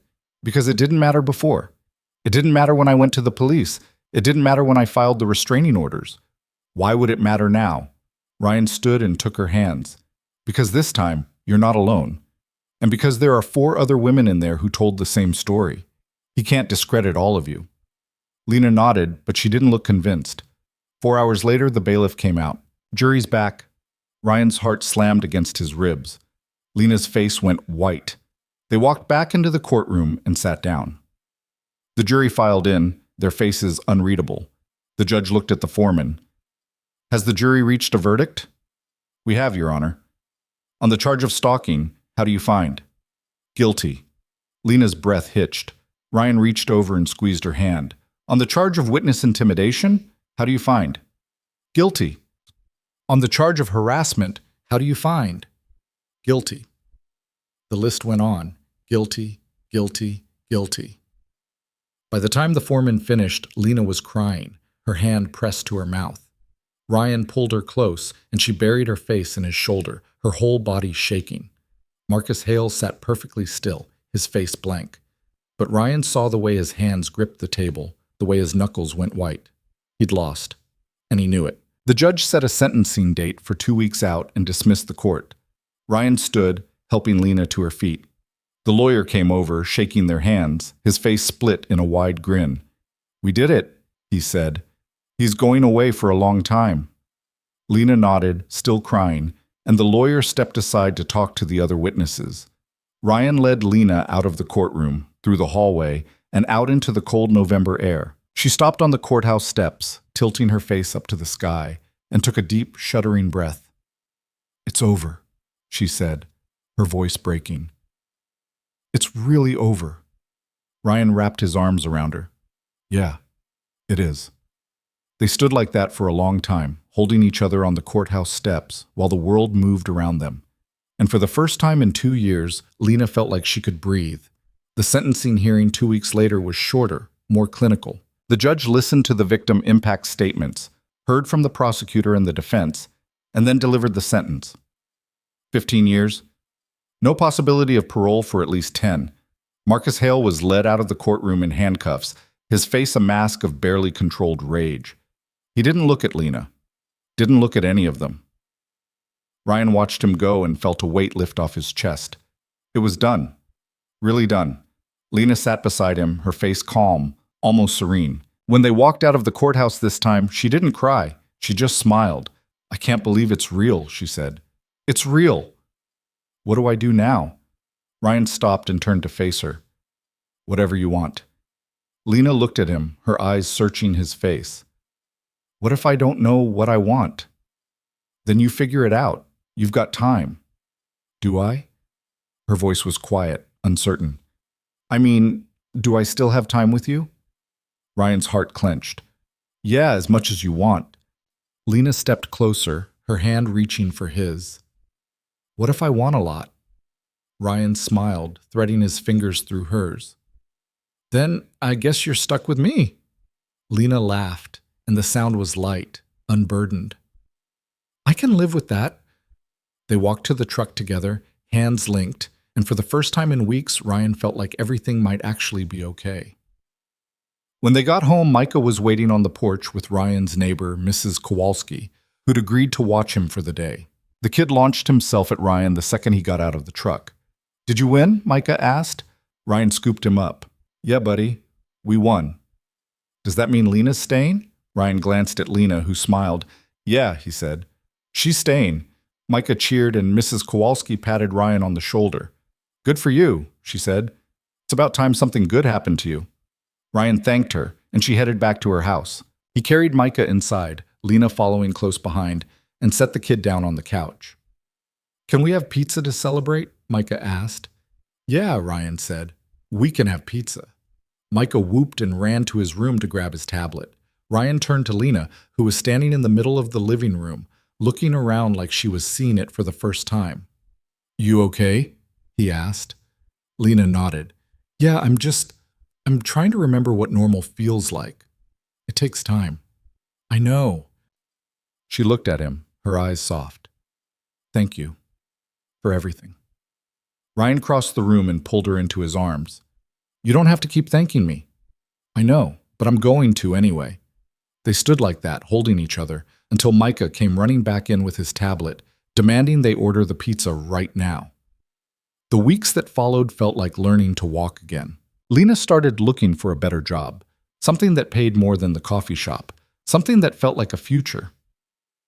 She found an opening at a nonprofit downtown, applied, and got an interview. Ryan drove her there, waited in the parking lot while she went inside, and picked her up an hour later. She was glowing. "I think it went well," she said, buckling her seatbelt. "They said they'd call in a few days." "You're going to get it," Ryan said. "You don't know that." "I do." She did. They called 3 days later and offered her the position. Lena accepted on the spot, then hung up and cried from sheer relief. "I have a job," she said, staring at her phone. "A real job. Not just something to survive. A job I actually want." Ryan grinned. "Told you." "You're insufferable." "Yeah, but you like me anyway." Lena laughed, and the sound filled the kitchen. It was becoming a familiar sound, one Ryan found himself listening for. As the holidays approached, Ryan realized he hadn't felt this settled in years. Lena was still sleeping in the guest room, but she'd started leaving her things around the house. A book on the coffee table, a sweater draped over the back of the couch, her coffee mug in the sink. It felt lived in. It felt like home. One night, after Micah was asleep, Ryan found Lena on the couch, staring at her phone. She looked up when he came in. "Everything okay?" he asked. "Yeah, just my sister texted. She wants me to come visit for Thanksgiving." "That's good, right?" "It is. I don't know if I'm ready to leave yet." Ryan sat down beside her. "You don't have to go if you're not ready." "I know, but I want to see her. She stopped, struggling for the words. "I don't want to leave you and Micah." Ryan's chest tightened. "We'll still be here when you get back." Lena looked at him, her eyes searching his. "Will you?" "Yeah," Ryan said. "I'm not going anywhere." Lena nodded, and some of the tension in her shoulders eased. "Okay, then I'll go. Just for a few days." "Good. You should see your sister. She's been worried about you. Lena smiled faintly. Yeah, she has. She left the day before Thanksgiving, and the house felt too quiet without her. Micah kept asking when she'd be back, and Ryan kept saying soon. He cooked Thanksgiving dinner himself. Turkey, mashed potatoes, the works. And Micah helped, mostly by making a mess and stealing bites of stuffing. They ate at the table, just the two of them, and Ryan tried not to think about the empty chair. Lena called that night, her voice warm and a little tired. How was your Thanksgiving? Good. Quiet. How was yours? Loud. Katie invited half the neighborhood, but it was nice, really nice. I'm glad. There was a pause. Then Lena said, I miss you. Ryan's heart skipped. Yeah, I miss you too. I'll be home in 2 days. I'll be here. When she came back, Ryan picked her up from the bus station. She looked different, lighter somehow, like the weight she'd been carrying had finally started to lift. She climbed into the truck and smiled at him. It's good to be back, she said. Ryan smiled. It's good to have you back. They drove home in comfortable silence, and when they pulled into the driveway, Micah came running out, shouting Lena's name. She laughed and scooped him up, spinning him around, and Ryan watched from the porch, feeling something warm and solid settle in his chest. That night, after Micah was asleep, Lena knocked on Ryan's bedroom door. He opened it, surprised. Hey, everything okay? Yeah, can we talk? Of course. They went to the living room, and Lena sat on the couch, pulling her knees up to her chest. Ryan sat beside her, waiting. I've been thinking, Lena said, about what happens next. Okay. I don't want to find my own place. Ryan's heart stopped. What do you mean? Lena looked at him, her eyes bright. I mean, I want to stay here. With you. With Micah. If that's okay. Ryan stared at her, trying to process what she was saying. Are you sure? I've never been more sure of anything. Ryan reached over and took her hand. Then, yeah, it's more than okay. Lena smiled, her eyes filling with tears. I know it's fast. I know we're still figuring things out. But I don't want to be anywhere else. Neither do I. Lena leaned forward and kissed him, soft and tentative.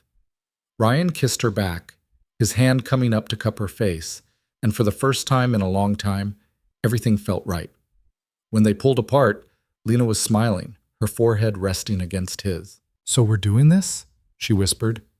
Yeah, Ryan said, we're doing this. They stayed on the couch that night, talking until the sky started to lighten. Not about anything heavy, just small things. Micah's upcoming winter concert at school, Lena's new job and the coworkers she was starting to know, the leaky faucet in the bathroom that Ryan kept meaning to fix. Normal things, the kind of things people talked about when they were building a life together. When the sun came up, Ryan made coffee and Lena scrambled eggs, and they ate breakfast in the kitchen while Micah slept down the hall. It felt easy, natural, like they'd been doing this for years instead of weeks. I should probably move my stuff out of the guest room, Lena said, sipping her coffee. Make it official. Ryan looked at her over the rim of his mug. You don't have to rush. I'm not rushing. I'm ready. Okay? Then yeah, move your stuff. Lena smiled and Ryan felt something settle in his chest. Not relief exactly. More like certainty. This was right. She was right. The next few months unfolded slowly, like a flower opening. Lena moved into Ryan's room, her clothes hanging beside his in the closet, her books stacked on the nightstand. Micah adjusted faster than Ryan expected, accepting Lena's presence like it had always been inevitable. He started calling her by name instead of the lady, started asking her to read him bedtime stories, started dragging her into his games of make-believe where she had to be the dragon and he was the knight. Why do I always have to be the dragon? Lena asked one Saturday afternoon, sitting cross-legged on the living room floor while Micah brandished a plastic sword. Because you're good at it, Micah said seriously. You do the roar really loud. Ryan watched from the couch, hiding his smile behind his hand. Lena caught his eye and stuck her tongue out at him before letting out an exaggerated roar that made Micah shriek with laughter. Work became routine. Lena loved her job at the nonprofit, came home every night with stories about the people she was helping, the programs they were building. Ryan kept his head down at the warehouse, stacking pallets and driving forklifts, and tried not to think too hard about whether this was all he wanted from life. It paid the bills. It kept Micah fed. That was enough. Or it had been, before Lena. Now he found himself wondering what else might be possible. One night in January, Lena brought it up over dinner. "Have you ever thought about doing something different?" she asked, twirling spaghetti around her fork. Ryan looked up. "Different how?" "I don't know. Something besides the warehouse." "You're smart. You could do anything." Ryan shrugged. "I'm good at what I do. It's steady." "I know. But is it what you want?" Ryan set his fork down, thinking. "I don't know. I haven't really thought about it." "Maybe you should," Micah piped up from his seat. "Daddy could be a superhero." Lena grinned. "See? Even Micah thinks you're capable of more." Ryan laughed despite himself. "I think superhero might be a stretch."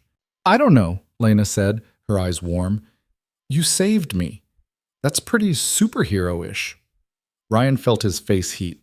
"That's different." "Is it?" He didn't have an answer for that, but the conversation stuck with him. Over the next few weeks, he found himself thinking about it more. What did he want? He'd spent so long focused on survival, keeping Micah safe, keeping the bills paid, keeping his head above water, that he'd forgotten to think about anything beyond that. And now, with Lena beside him, with life feeling less like a series of crises and more like something he could actually build, the question felt more urgent. He started looking into trade school programs, HVAC repair, electrical work, things that paid better than warehouse labor, that had room for growth. He didn't tell Lena at first, didn't want to get her hopes up or make promises he couldn't keep.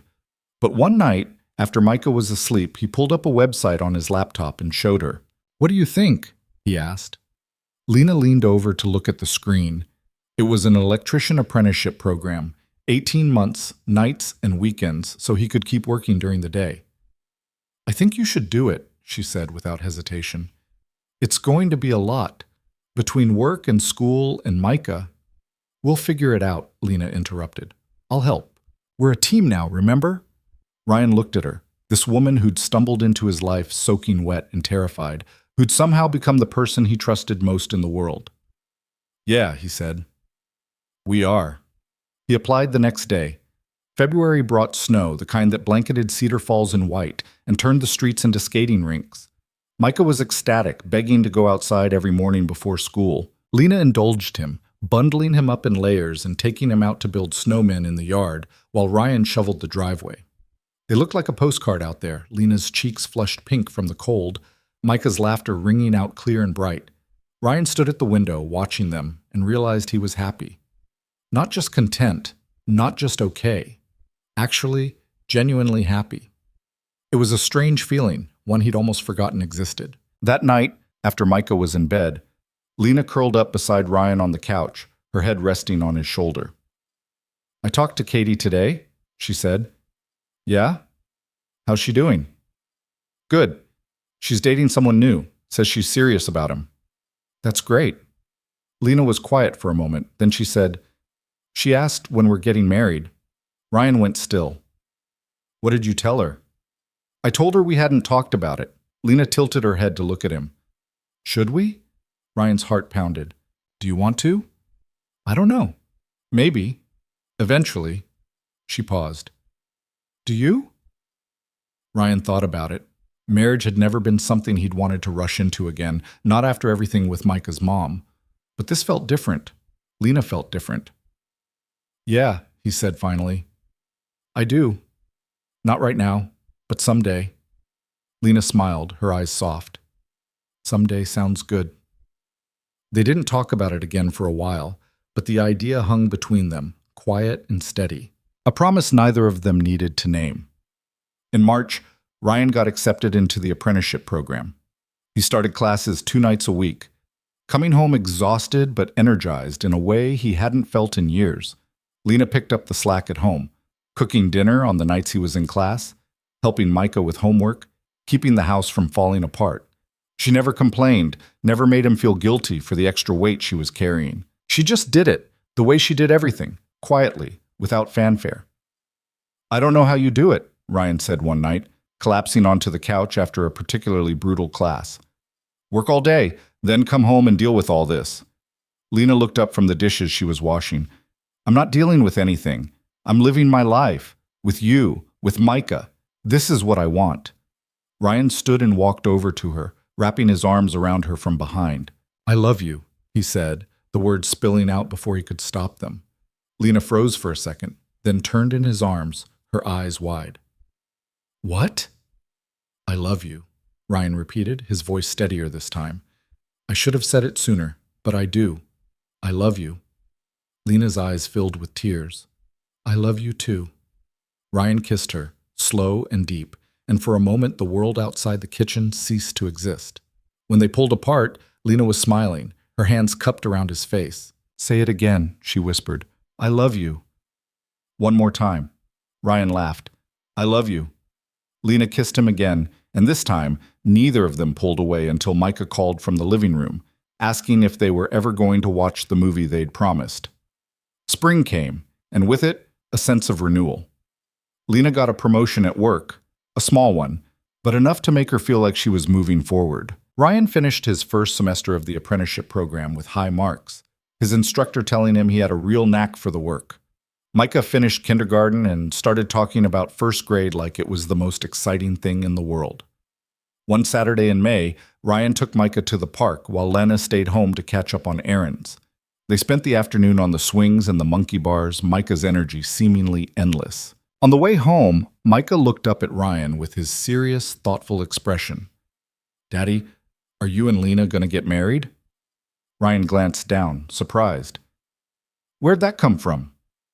My friend Tyler's mom got married. There was cake. Ryan smiled. You just want cake, don't you? Maybe. But also I want Lena to stay forever. Ryan's chest tightened. She is staying forever, buddy. But married means it's official. Who told you that? Tyler. Ryan laughed. Well, Tyler's not wrong. But yeah, someday Lena and I will probably get married. Can I be in the wedding? Of course you can. Micah seemed satisfied with that answer and went back to talking about the new Ninja Turtle show he'd been watching. But Ryan couldn't stop thinking about the conversation. Married. Official. Forever. That night, after Micah was asleep, Ryan sat on the back porch, staring at the stars. Lena came out and sat beside him, handing him a beer. What are you thinking about? She asked. Micah asked me today if we're getting married. Lena raised her eyebrows. Did he? Yeah, apparently his friend Tyler's mom just got married and now he's got opinions. Lena laughed. What did you tell him? I told him someday. And is that true? Ryan looked at her, this woman who'd become his partner, his anchor, his home. Yeah, he said. It is. Lena set her beer down and turned to face him fully. Then let's not wait for someday. Ryan's breath caught. What are you saying? I'm saying let's do it. Let's get married. Lena. I know it's fast, she interrupted. I know we haven't been together that long. But I also know I don't want to be anywhere else. I don't want to be with anyone else. And I don't see the point in waiting. Ryan stared at her, his heart pounding. Are you proposing to me? Lena grinned. I guess I am. So what do you say? Ryan laughed, pulling her into his arms. Yeah. Yes. Let's get married. Lena kissed him, hard and joyful, and when they pulled apart, she was crying and laughing at the same time. We're really doing this? She asked. Yeah, Ryan said. We're really doing this. They got married in July, in the backyard of the house they now shared. It was a small ceremony, just a handful of people. Lena's sister Katie and her new boyfriend, a few of Ryan's co-workers, the lawyer who'd helped them bring down Marcus Hale, who'd become something of a friend. Micah, of course, dressed in a tiny suit and beaming with pride as he carried the rings down the makeshift aisle. Lena wore a simple white dress she'd found at a thrift store, and Ryan wore the only suit he owned, the one he'd bought for the custody hearings years ago. It didn't matter. None of the trappings mattered. What mattered was the way Lena looked at him when she said her vows, her voice steady and clear. I came into your life broken, she said, and you didn't try to fix me. You just gave me a place to stand while I figured out how to put myself back together. You showed me what it means to be brave, to fight for the people you love, and I promise for the rest of my life I'm going to fight for you the same way. Ryan's throat tightened. When it was his turn, he had to pause to collect himself. I spent a long time thinking safety meant being alone, he said. That if I kept my world small, nothing bad could happen. And then you showed up, and you changed everything. You taught me that being brave doesn't mean not being scared. It means doing the right thing even when you are. And you made me remember what it feels like to hope. I love you. And I'm going to spend the rest of my life making sure you never regret knocking on my door. When they kissed, Micah cheered so loud that everyone laughed. The reception was simple: barbecue and beer and a cake Katie had baked herself that leaned slightly to one side. But it was perfect. Messy and imperfect and real. As the sun set and the guests started to leave, Ryan stood in the backyard with Lena, her hand in his, watching Micah chase fireflies across the grass. "We did it," Lena said softly. "Yeah," Ryan said. "We did." "I'm happy." Ryan looked at her, this woman who'd been through hell and come out the other side stronger. "Me too." The first year of marriage wasn't easy. There were fights, small and stupid, over things like whose turn it was to do the dishes or whether they could afford a new couch. There were moments when the weight of everything, the bills, the schedules, the constant juggling of work and school and parenting, felt like too much. But they worked through it. They talked, they compromised, they learned each other's rhythms, the way couples do when they're building something real. Ryan finished his apprenticeship and got his electrician's license. The pay was better, the work more stable, and for the first time in his life, he felt like he was doing something he could be proud of. Lena kept climbing at the nonprofit, eventually becoming a program director, overseeing a team of people who looked to her for guidance. She was good at it, better than good. Micah thrived. He made friends, did well in school, talked endlessly about everything from dinosaurs to space travel to why pizza should be considered a vegetable. He loved Lena without reservation, the way kids do when they don't overthink things. To him, she'd always been there. She was just mom, not in name, not officially, but in every way that mattered. One night, when Micah was 8, he asked Lena if he could call her mom. They were sitting at the kitchen table working on a school project about family trees. Micah had drawn Ryan and Lena at the center, stick figures holding hands, with a smaller stick figure in between. "Can I write mom here?" he asked, pointing at the figure of Lena. Lena's eyes filled with tears. She looked at Ryan, who nodded. "Yeah, sweetheart," she said, her voice breaking. "You can call me Mom." Micah went back to coloring like it was the most natural thing in the world. But Lena sat there staring at the paper, crying silently. Ryan reached over and squeezed her hand. "You okay?" he asked. Lena nodded, wiping her eyes. "Yeah, I'm more than okay." That night, after Micah was asleep, Lena curled up next to Ryan in bed, her head on his chest. "I never thought I'd have this," she said quietly. "A family, a home. I thought Marcus took that from me, that I'd spend the rest of my life running." "You're not running anymore," Ryan said. "No," Lena agreed. "I'm not. Because of you." Ryan kissed the top of her head. "We saved each other." "Yeah," Lena whispered. "We did." Years passed. Micah grew into a teenager, all lanky limbs and attitude, but still sweet underneath it all. He played soccer, got decent grades, occasionally tested boundaries the way teenagers do. Ryan and Lena navigated it together, figuring out when to push and when to let go. It wasn't always smooth. There were slammed doors and arguments and moments when Ryan wanted to pull his hair out. But there were also quiet nights when Micah would sit with them in the living room, scrolling through his phone but present, part of the unit they'd built. Lena started volunteering with a local organization that helped women escaping abusive relationships. She didn't talk about it much, but Ryan knew it mattered to her, knew she was giving other women the same kind of hope someone had given her. One evening, she came home late from a meeting, her face drawn but not sad. She found Ryan in the kitchen, cleaning up after dinner. "Long night?" he asked. "Yeah, but good." She leaned against the counter. "I met a woman tonight. She reminded me of me, scared, running, convinced she'd never be free."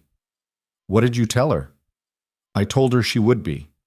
That it takes time, and it's hard, but she'll get there. And I told her she's not alone." Ryan set the dish towel down and pulled her into his arms. You're amazing. You know that? Lena smiled against his chest.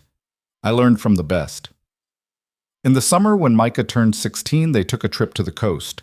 It was the first real vacation they'd taken as a family, just the three of them, piled into Ryan's truck with a cooler full of sandwiches and a playlist Micah had insisted on curating. They rented a small cabin near the beach, spent the days building sandcastles and hunting for tide pools, the evenings grilling burgers and playing card games on the porch.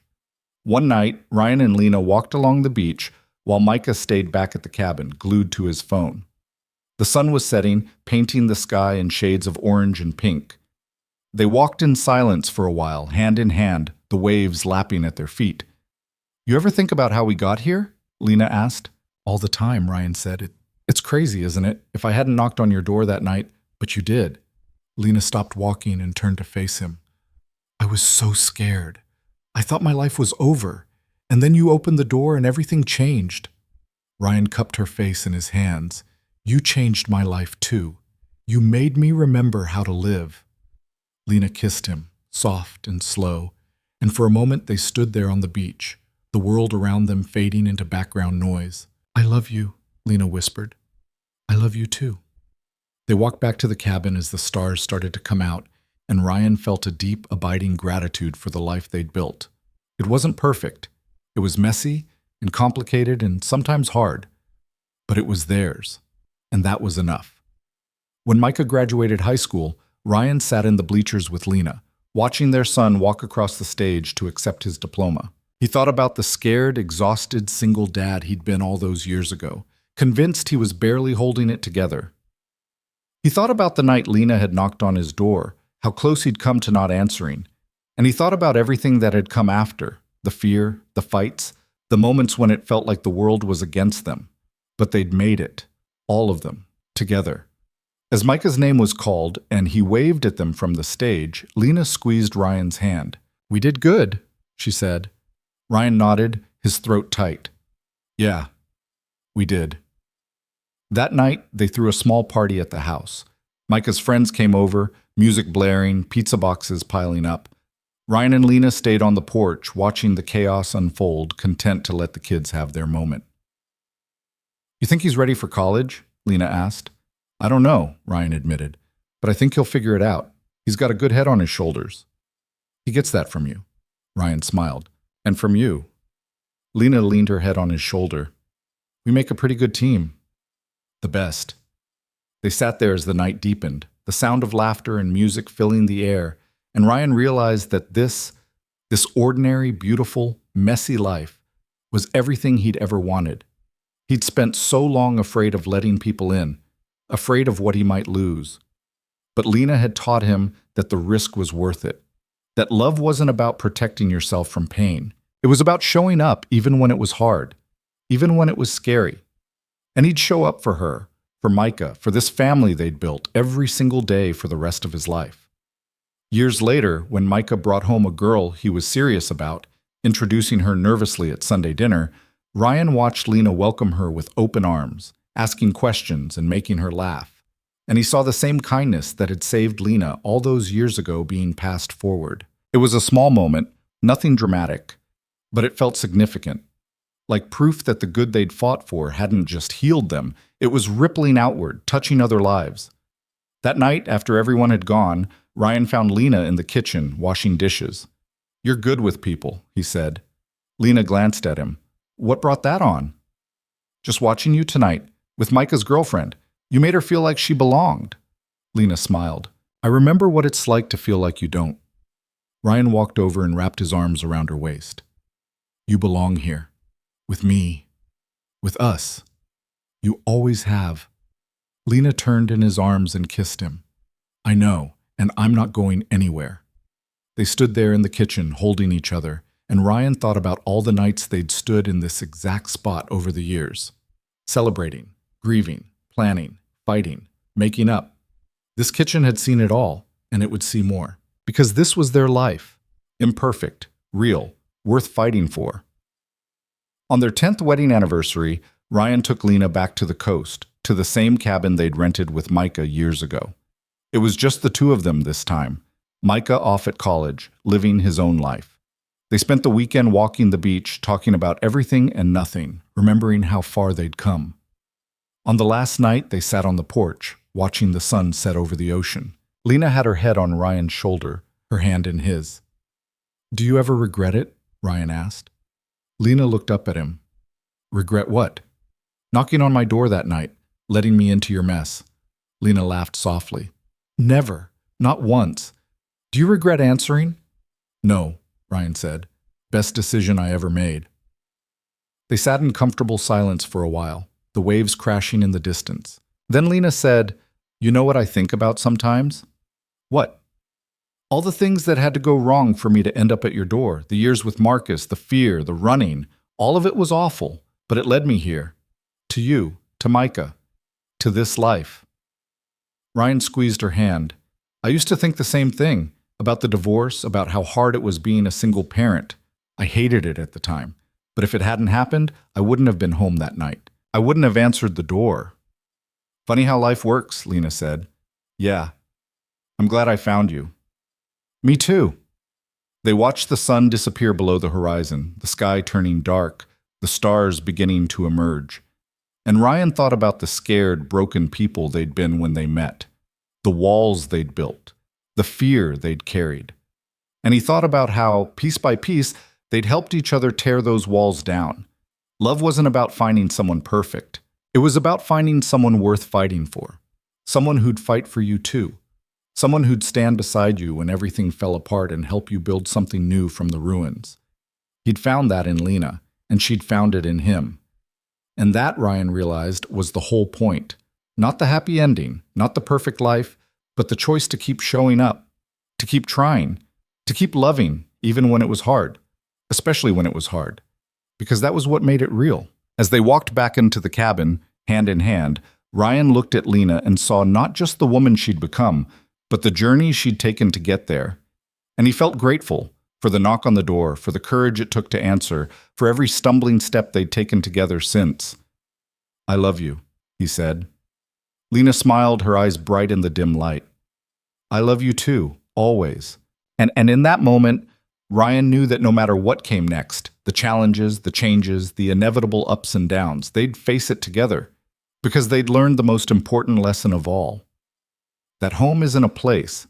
It's the people who refuse to give up on you, the ones who see you at your worst and choose to stay anyway, the ones who help you remember that you're worth fighting for. And Ryan had found his home. Not in the house in Cedar Falls, not in any physical place, but in Lena, in Micah, in the family they'd built from broken pieces, and that was more than enough. It was everything. They stayed on the couch that night, talking until the sky started to lighten, not about anything heavy, just small things. Micah's upcoming winter concert at school, Lena's new job, and the coworkers she was starting to know. The leaky faucet in the bathroom that Ryan kept meaning to fix. Normal things. The kind of things people talked about when they were building a life together. When the sun came up, Ryan made coffee and Lena scrambled eggs, and they ate breakfast in the kitchen while Micah slept down the hall. It felt easy, natural, like they'd been doing this for years instead of weeks. "I should probably move my stuff out of the guest room," Lena said, sipping her coffee. "Make it official." Ryan looked at her over the rim of his mug. "You don't have to rush." "I'm not rushing. I'm ready." "Okay, then, yeah. Move your stuff." Lena smiled, and Ryan felt something settle in his chest. Not relief, exactly. More like certainty. This was right. She was right. The next few months unfolded slowly, like a story finding its rhythm. Lena moved into Ryan's room, her clothes hanging beside his in the closet, her books stacked on the nightstand. Micah adjusted faster than Ryan expected, accepting Lena's presence like it had always been inevitable. He started calling her by name instead of the lady, started asking her to read him bedtime stories, started dragging her into his games of make-believe where she had to be the dragon and he was the knight. "Why do I always have to be the dragon?" Lena asked one Saturday afternoon, sitting cross-legged on the living room floor while Micah brandished a plastic sword. "Because you're good at it," Micah said seriously. "You do the roar really loud." Ryan watched from the couch, hiding his smile behind his hand. Lena caught his eye and stuck her tongue out at him before letting out an exaggerated roar that made Micah shriek with laughter. Work became routine. Lena loved her job at the nonprofit, came home every night with stories about the people she was helping, the programs they were building. Ryan kept his head down at the warehouse, stacking pallets and driving forklifts, and tried not to think too hard about whether this was all he wanted from life. It paid the bills. It kept Micah fed. That was enough. Or it had been, before Lena. Now he found himself wondering what else might be possible. One night in February, Lena brought it up over dinner. "Have you ever thought about doing something different?" she asked, twirling spaghetti around her fork. Ryan looked up. "Different how?" "I don't know, something besides the warehouse. You're smart. You could do anything." Ryan shrugged. "I'm good at what I do. It's steady." "I know, but is it what you want?" Ryan set his fork down, thinking. "I don't know. I haven't really thought about it." "Maybe you should." Micah piped up from his seat. "Daddy could be a superhero." Lena grinned. "See? Even Micah thinks you're capable of more." Ryan laughed despite himself. "I think superhero might be a stretch." I don't know," Lena said, her eyes warm. "You saved me. That's pretty close." Ryan felt his face heat. "That's different." "Is it?" He didn't have an answer for that, but the conversation stuck with him.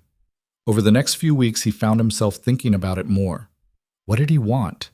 He'd spent so long focused on survival, keeping Micah safe, keeping the bills paid, keeping his head above water, that he'd forgotten to think about anything beyond that. He started looking into trade school programs, HVAC repair, electrical work, things that paid better than warehouse labor, that had room for growth. He didn't tell Lena at first, didn't want to get her hopes up. But one night, after Micah was asleep, he pulled up a website on his laptop and showed her. "What do you think?" he asked. Lena leaned over to look at the screen. It was an electrician apprenticeship program, 18 months, nights and weekends, so he could keep working during the day. "I think you should do it," she said without hesitation. "It's going to be a lot, between work and school and Micah." "We'll figure it out," Lena interrupted. "I'll help. We're a team now, remember?" Ryan looked at her, this woman who'd stumbled into his life soaking wet and terrified, who'd somehow become the person he trusted most in the world. "Yeah," he said, "we are." He applied the next day. 3 weeks later, he got the acceptance letter. The months that followed were harder than Ryan expected. He was exhausted all the time, juggling 40 hours at the warehouse, with classes twice a week and homework on the weekends. There were nights he fell asleep at the kitchen table, textbooks spread out in front of him, and woke up to find Lena had covered him with a blanket. There were mornings he snapped at Micah over nothing, his patience worn thin by lack of sleep. But Lena never complained. She picked up the slack without being asked, cooking dinner and helping Micah with homework, and keeping the house from falling apart. "I don't know how you do it," Ryan said one night, collapsing onto the couch after a particularly brutal class. Lena looked up from the dishes she was washing. "I'm not doing anything special. This is what families do. We help each other." Ryan stood and walked over to her, wrapping his arms around her from behind. "I love you," he said, the words spilling out before he could stop them. Lena froze for a second, then turned in his arms, her eyes wide. "What?" "I love you," Ryan repeated, his voice steadier this time. "I should have said it sooner, but I do." Lena's eyes filled with tears. "I love you too." Ryan kissed her, slow and deep, and for a moment the exhaustion and the stress and the weight of everything they were carrying disappeared. When they pulled apart, Lena was smiling, her hands cupped around his face. "Say it again," she whispered. "I love you."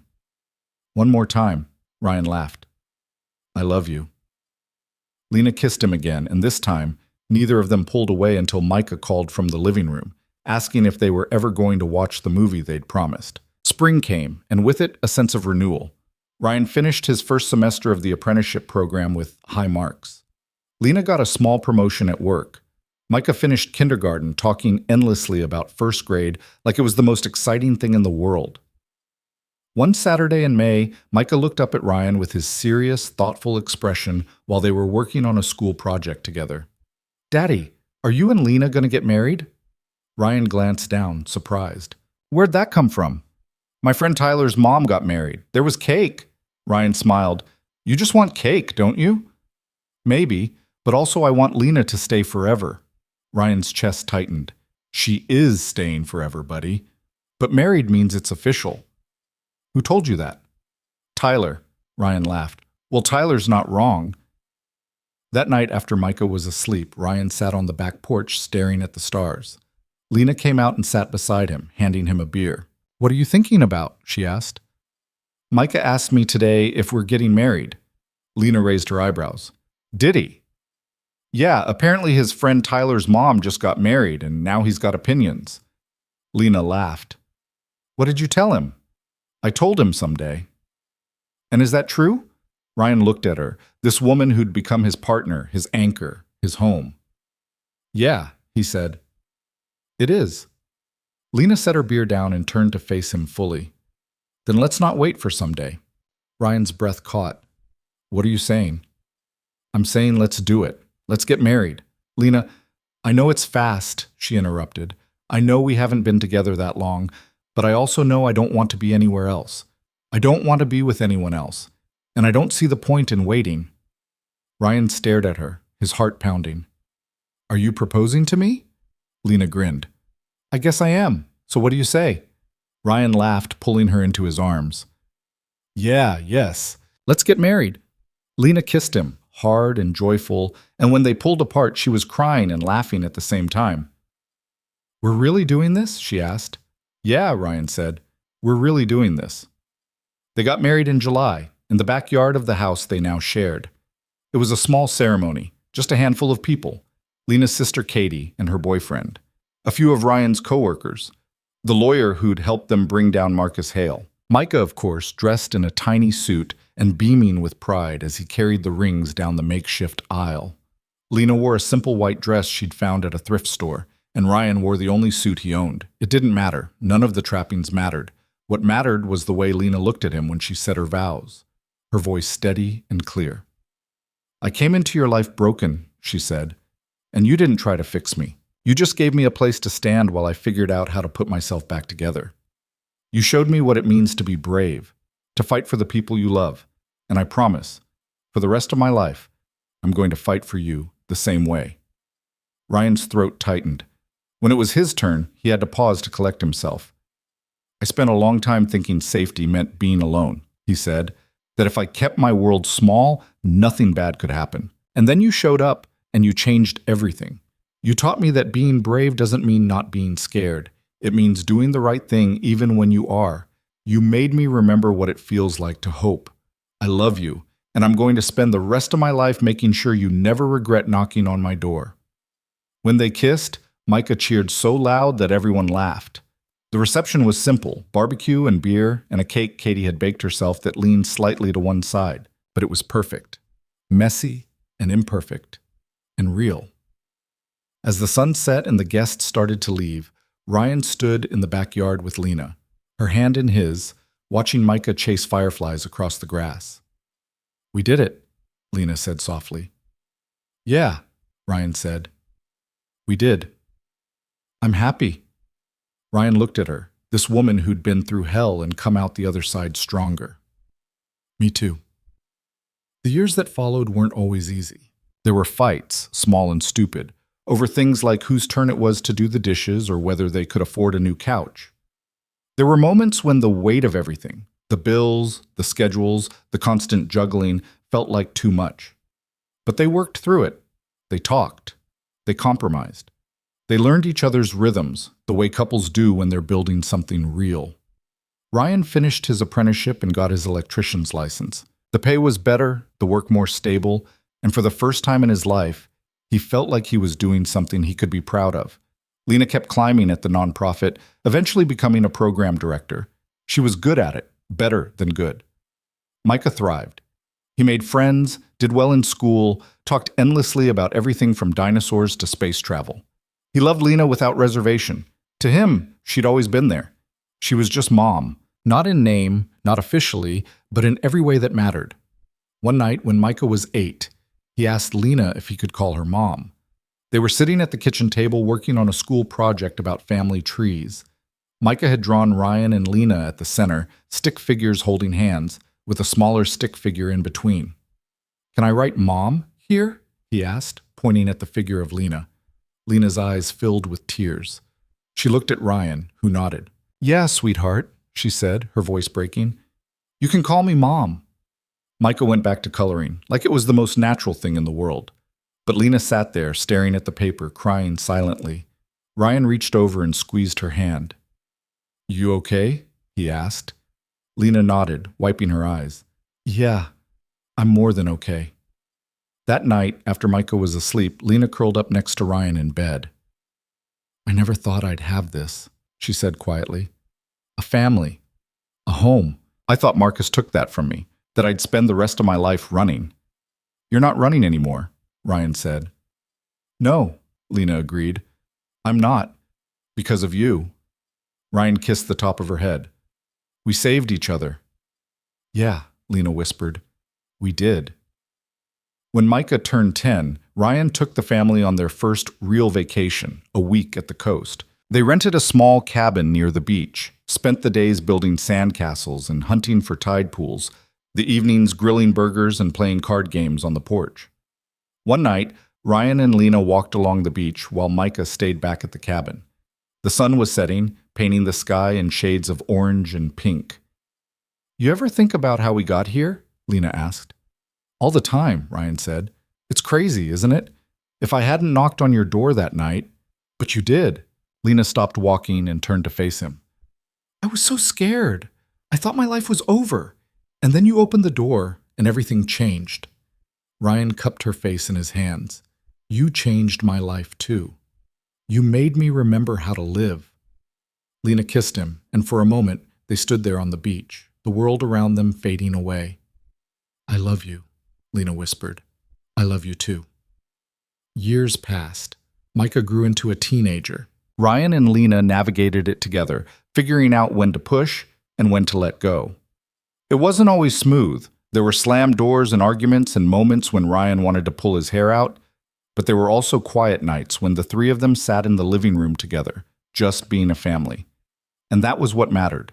Not the perfect moments, not the easy days, but the choice to keep showing up, to keep trying, to keep loving, even when it was hard, because that was what Ryan had learned all those years ago when he'd opened his door to a soaking wet stranger who'd asked for help. That love wasn't about protecting yourself from pain. It was about being brave enough to let someone in, to trust that the risk was worth it, and it was, every single time. As Ryan stood on the back porch one evening, watching the sunset with Lena beside him and Micah's laughter drifting through the open window, he realized something. He'd spent so much of his life afraid of losing control, afraid of getting hurt, afraid of not being enough. But Lena had taught him that the opposite of fear wasn't fearlessness. It was love. The kind of love that showed up even when things were messy. The kind that fought for what mattered. The kind that built families out of broken pieces and called it home. "What are you thinking about?" Lena asked, leaning against his shoulder. Ryan smiled. "Just that I'm glad you knocked on my door." Lena laughed softly. "Me too." And as the sun disappeared below the horizon and the stars began to emerge, Ryan felt a deep, abiding gratitude for the life they'd built. It wasn't perfect. It was messy and complicated and sometimes hard. But it was theirs, and that was more than enough. It was everything.